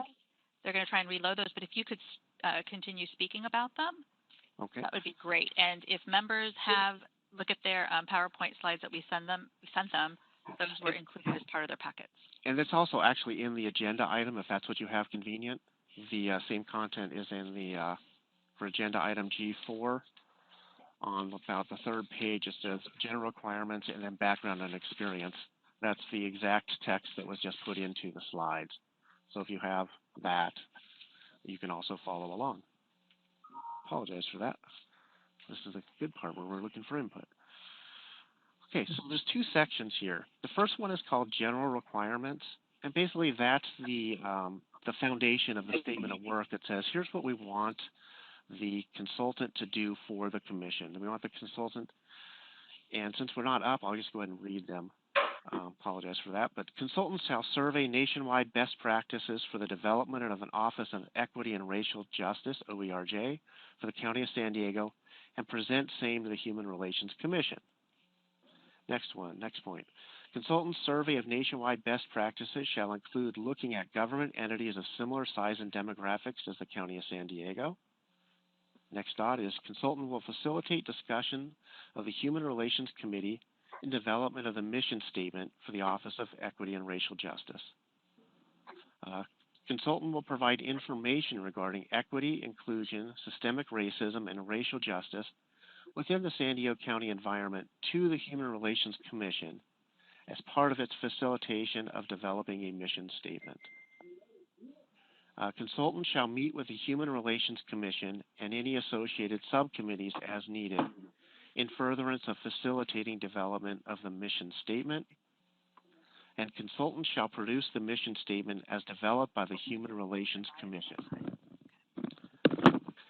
And next dot, consultant shall let's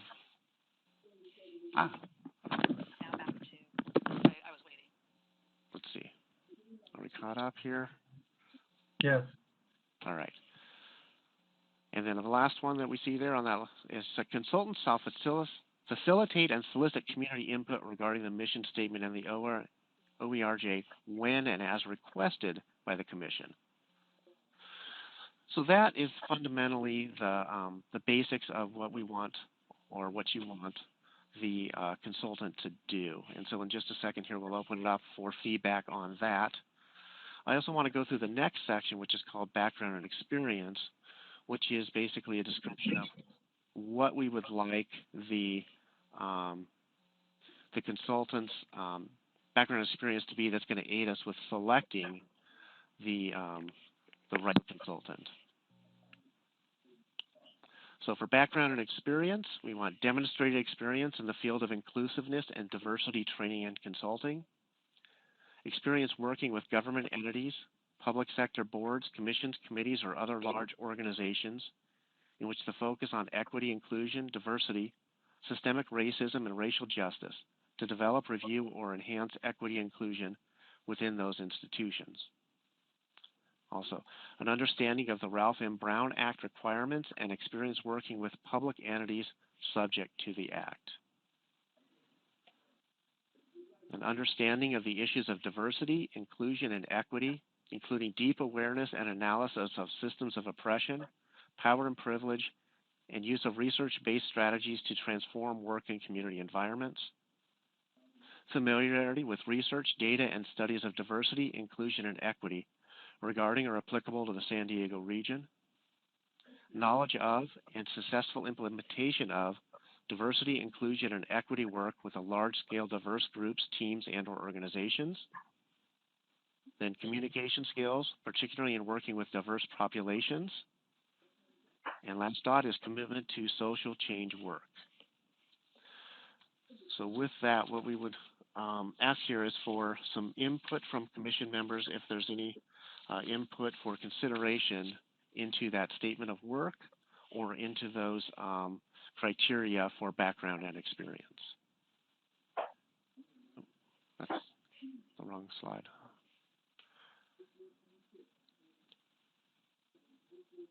The next slide would be good. That's actually, Claudia, the next slide was supposed to be the input slide, but it looks like it's the old version where it had some contact info.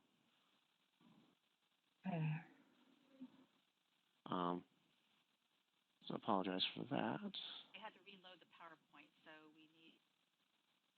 Yeah, the next is an action item, is what the slide should say.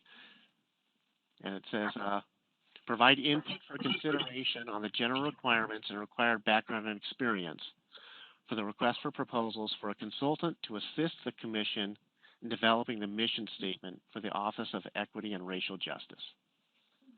So this time, Claudia, you could help with getting some feedback if we have any on that statement of work and the background and experience criteria. Thank you, Alan. I appreciate your presentation.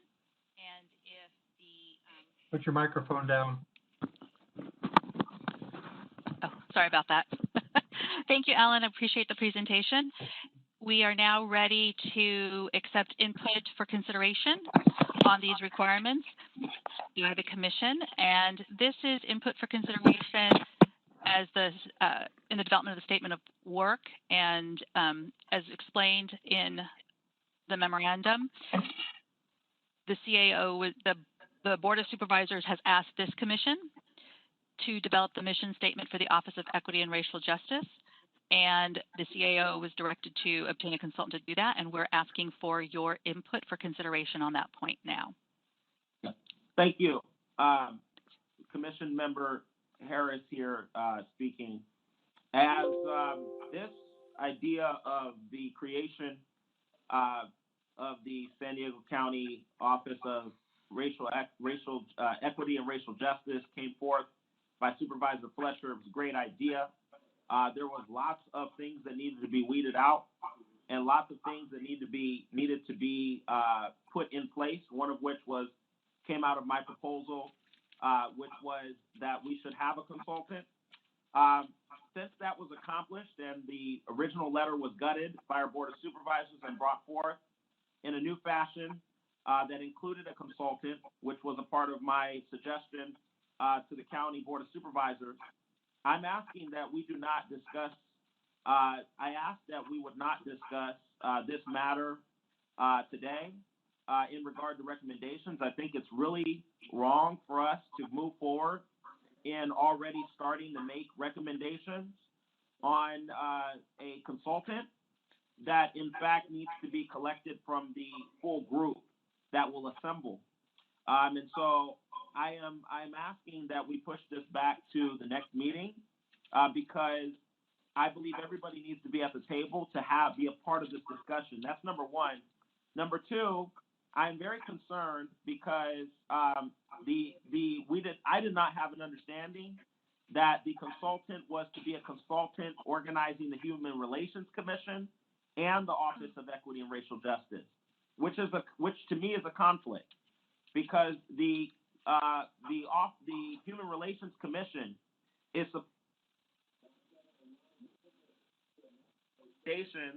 on the creation of the Office of Equity and Racial Justice and be a part of the independent consultant that would come in. And so in that, I think it's very conflicting to have the two tied together, which was not a part of my understanding. So I raise these very serious concerns in hopes that this commission understands how important it is for this Office of Equity and Racial Justice not to be a sham office, but a real strong office that will deliver real principles around equity and racial justice in our county. And so I'm asking today to you, Alan, and your team to go back. It is very important that this consultant is independent of the city of San Diego, Alan. And this was coming forth in a letter to Helen, and I want to make sure I address it here. The consultant that comes in to help organize the Office of Equity and Racial Justice needs to be an outsider from outside of the county of San Diego. I'm asking, number one. Number two, and that's because someone here locally, it will be a conflict of interest. Very concerned about that. And number two, Alan, I'm asking that the people from this commission that get to sit on the source selection committee will not be anybody from one of the 14 organizations or any organizations that have a revolving seat on the commission. Therefore, it will not be led ultimately by a supervisor's, the creator of the commission, Supervisor Fletcher. This cannot be, these folks that get to sit on the source selection should not be people that were appointed through organizational memberships on this commission. I think that would be a real conflict of interest. And so these are issues we're going to raise publicly, but I think it's very important that we understand the critical nature of forming an Office of Equity and Racial Justice. Let's do it right the first time. And so I'm asking that we do not dive into this discussion and begin to make recommendations. We can begin today, but this should not be the final time. I'm asking that July 28th and then the meetings after that, Alan, you keep coming back, that this commission needs to have a revolving input in how this Office of Equity and Racial Justice needs to look, and in particular, the consultant that is selected. This commission, when it's fully seated with all of its members and all of our community's input, should be a part of really making sure this office is separate. The consultant that comes in is separate from any agenda on our Board of Supervisors. This should be selected by the people of San Diego, and the people of San Diego should be a part of incorporating the ideas and the concepts around this. And we don't even have everybody at the table today to really have a real discussion about what this consultant should look like or should be. So we're going to issue this letter publicly today from the People's Alliance for Justice, my organization, but I want to make sure that I put it here on the table before the commission. This consultant should not be from the city of San Diego or from the county. They should be independent. They should have been edged in understanding how to develop such a commission and an Office of Equity and Racial Justice.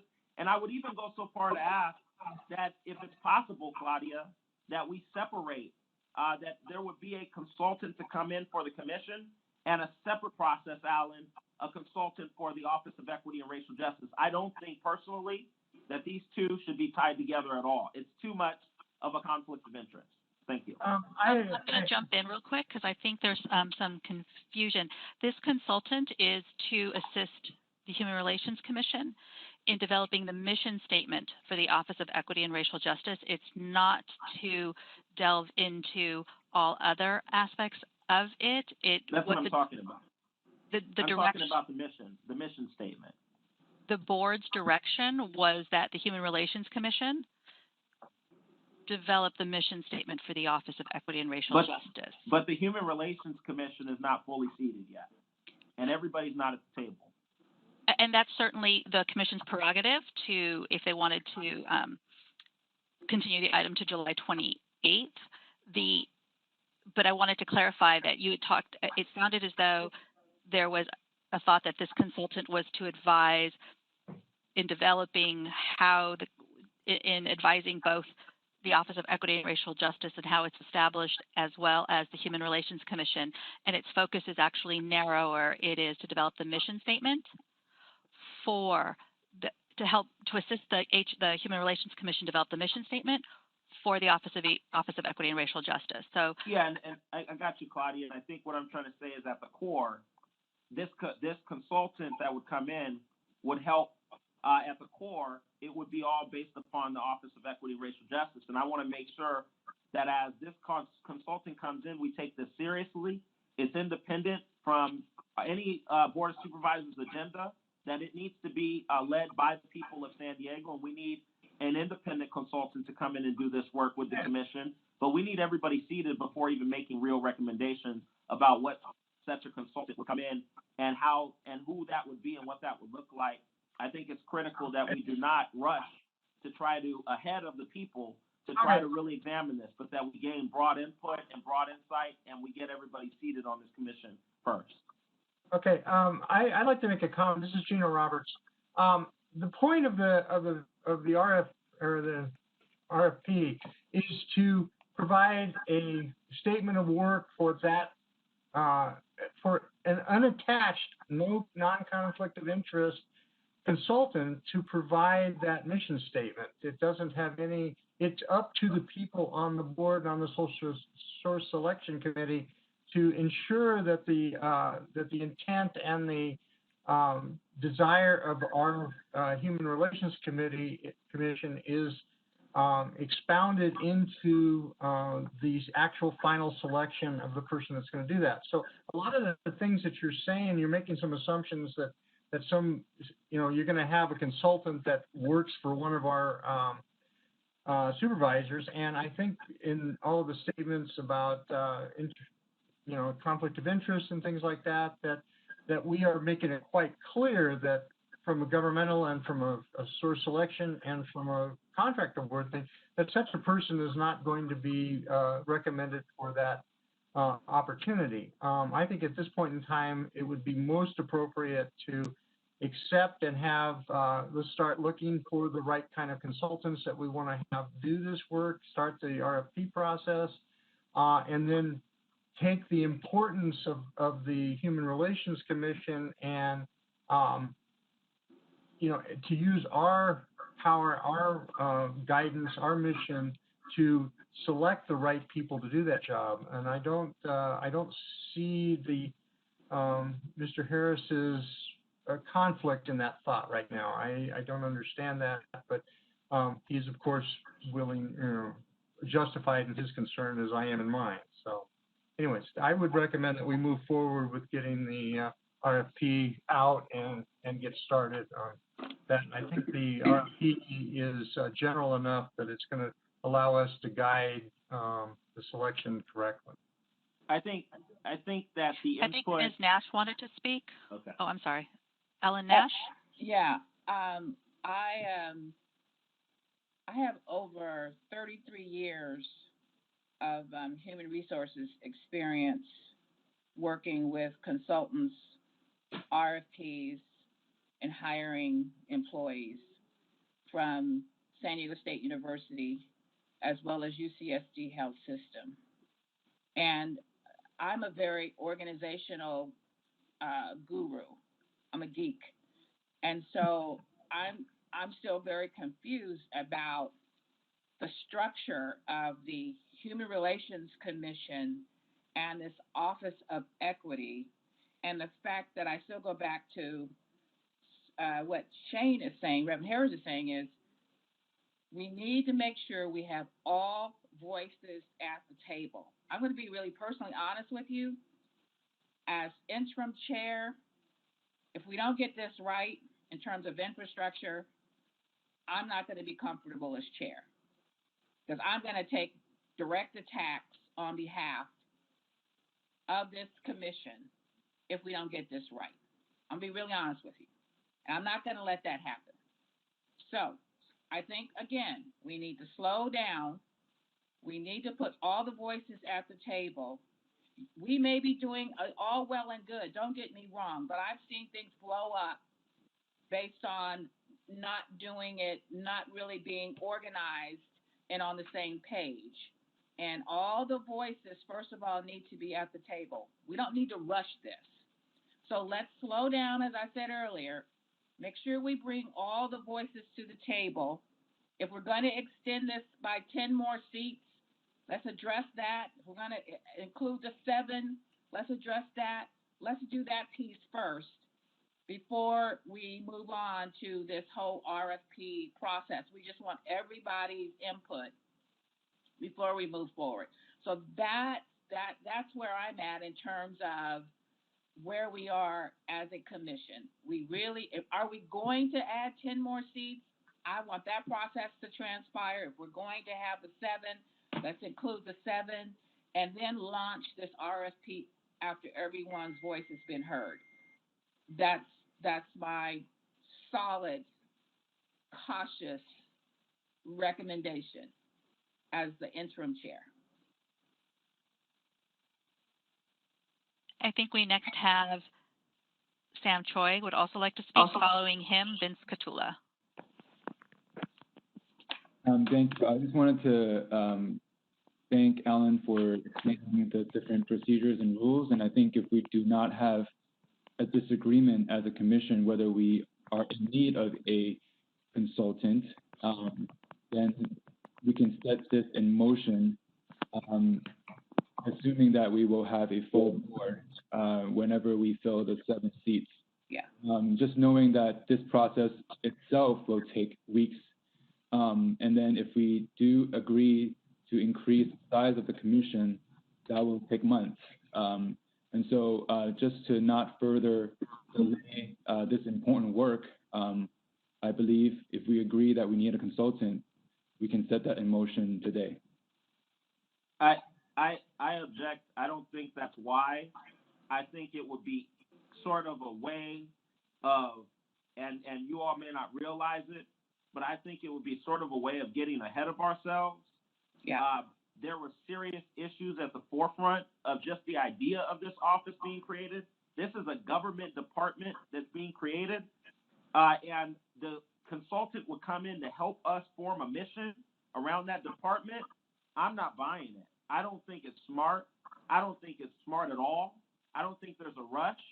I don't know what we're rushing about. I think it's imperative that we invite the full scale of the table that's going to sit at this commission, and that the commission brings forth a strong, and it needs to be strong, because we're creating the department that's going to address racial justice and inequality and inequity. And we can't have a half-baked mission statement that is only cooked up to create a facade of an office of equity and racial justice that does not reflect the strength of what that office really needs to do and what its mission needs to be.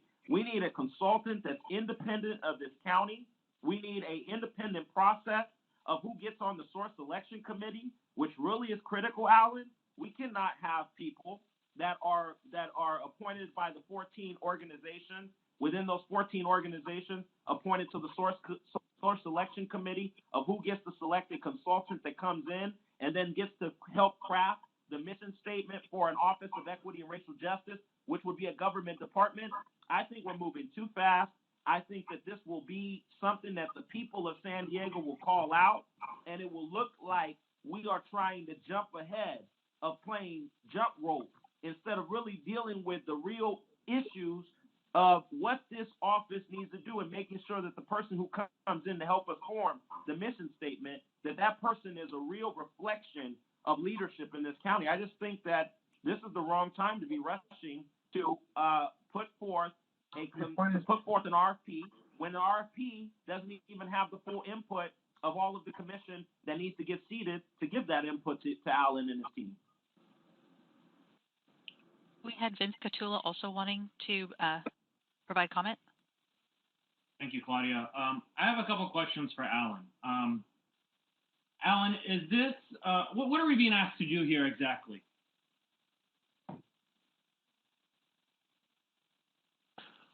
Hello, this is Alan. So the initial ask is to review the and provide input on the statement of work sections regarding the general requirements as well as the criteria regarding background and experience. Then there will be a follow-on ask to select 3 members to serve as part of the source selection committee. Okay, so are we going, would we be issuing an RFP after this meeting? Let's say we were to make those two, agree to those 2 asks? We could issue if we had agreement on the general requirements and background and experience, we could issue the RFP. Then pending, we could have the selection of the members afterwards, even as while we proceed with the issuance of the RFP. The RSC, the source selection committee members is what you're referring to, correct? Right.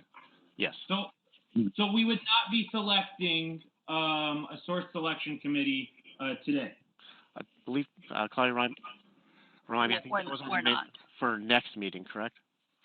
Yeah, we're not going to be selecting a source selection committee. We're not requesting that the members be nominated by the commission at this point. It would be at a future meeting.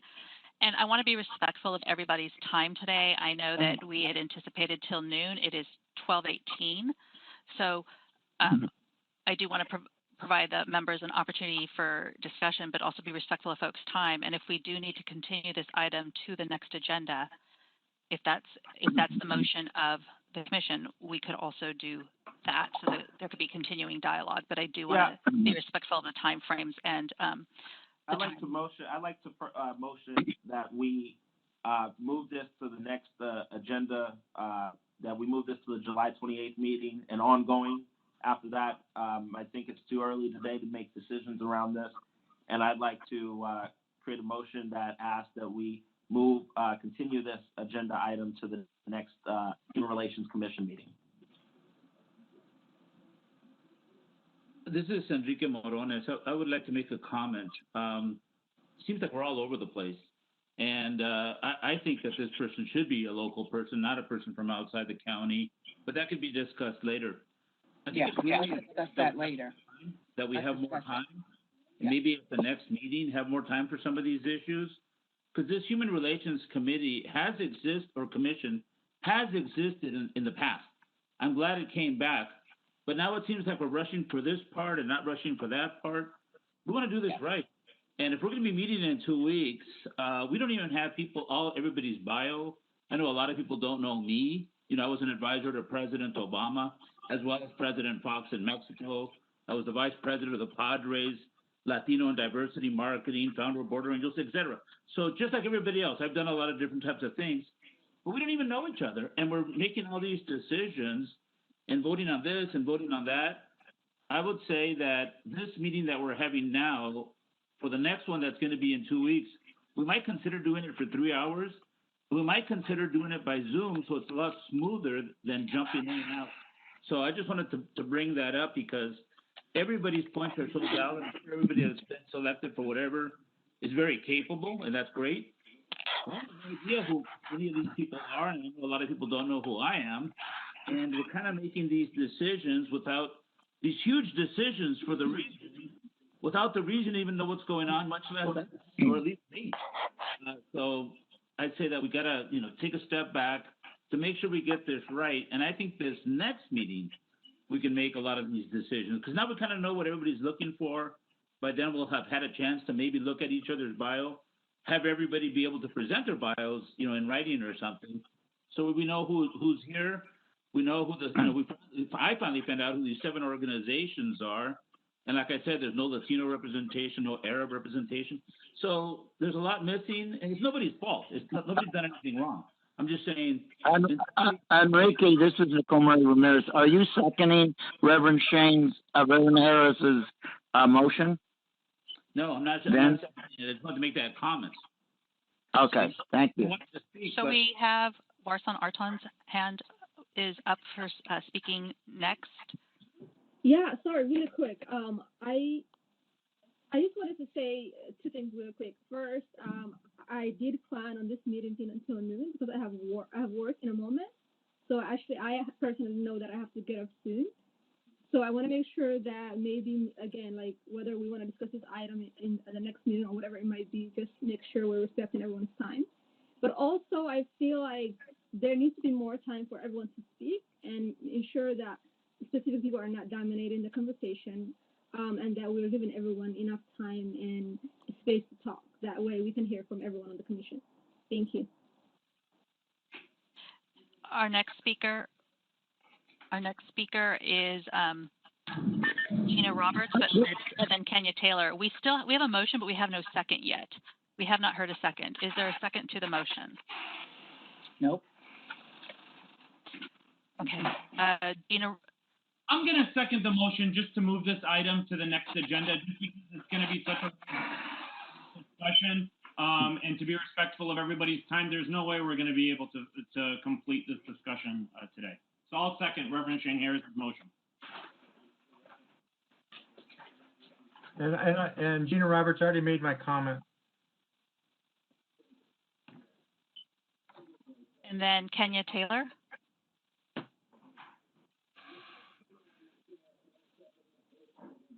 This is Nicole Marie Ramirez. I move that we vote. Thank you for unmuting me. There's been some delays in the unmuting today. I want to reinforce the fact that we have a lot of information. We don't know who all our members are. I'm a licensed marriage and family therapist, and I am very uncomfortable here today because we have a lot of great information that we're discussing. But again, we can't even say who all our members are and know anything about them, let alone the foundation of what happened prior in the commission. And I think it's important for us to have a strong foundation, be mindful of each other's time, and wait until our next meeting before proceeding with anything further. Thank you. So we have a motion. Nicole Marie Ramirez. I call the question. Yes. I call the question. So we have a motion and a second and a vote for someone to call the question. So we'll take the vote. The motion is to continue it to the next meeting. Warsan Arton. Yeah. Kate Clark.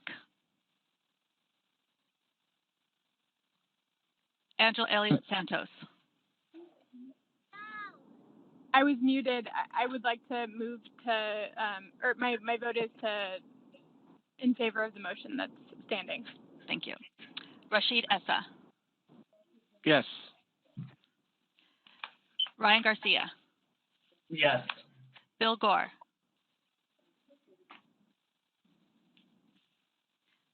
Shane Harris. Yes. Austin Jones. Yes. Vince Catula. Yes. Enrique Morones.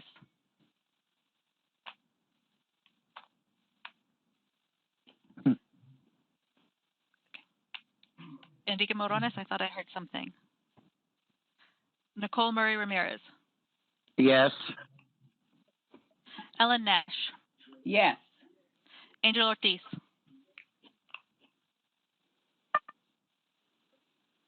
Angel Ortiz. Yes. Gina Roberts. No. Gwen Sanders.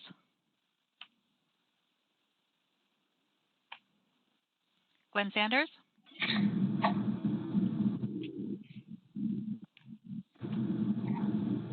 Gwen Sanders.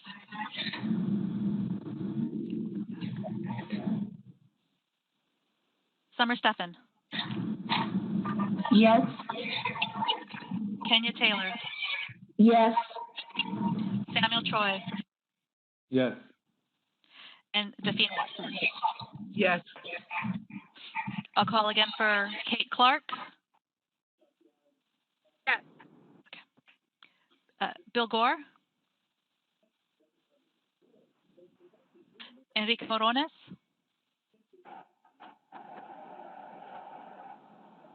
And Gwen. Enrique seconded it, so. Yes, but he, for calling the vote, I do need him to vote affirmatively. I don't know if we've lost him. Gwen Sanders. Yes. I said yes. Okay. Enrique said yes. Enrique, okay. Got that. Gwen Sanders. The motion carries 15 in favor. You forgot me, Claudia. Oh, I'm sorry. Who did I miss? Taha Hassan. Oh, I am so sorry, Mr. Hassan. No Yes. problem. Yes. Taha Hassan? Yes, okay. And did I catch 15, 16, 17, 18, 19? So yeah, with 19 members, 2 absent, 16 voting yes, 1 voting no. It's continued to July 28th for discussion and action on the input for consideration. Our next meeting will be July 28th at 10 a.m.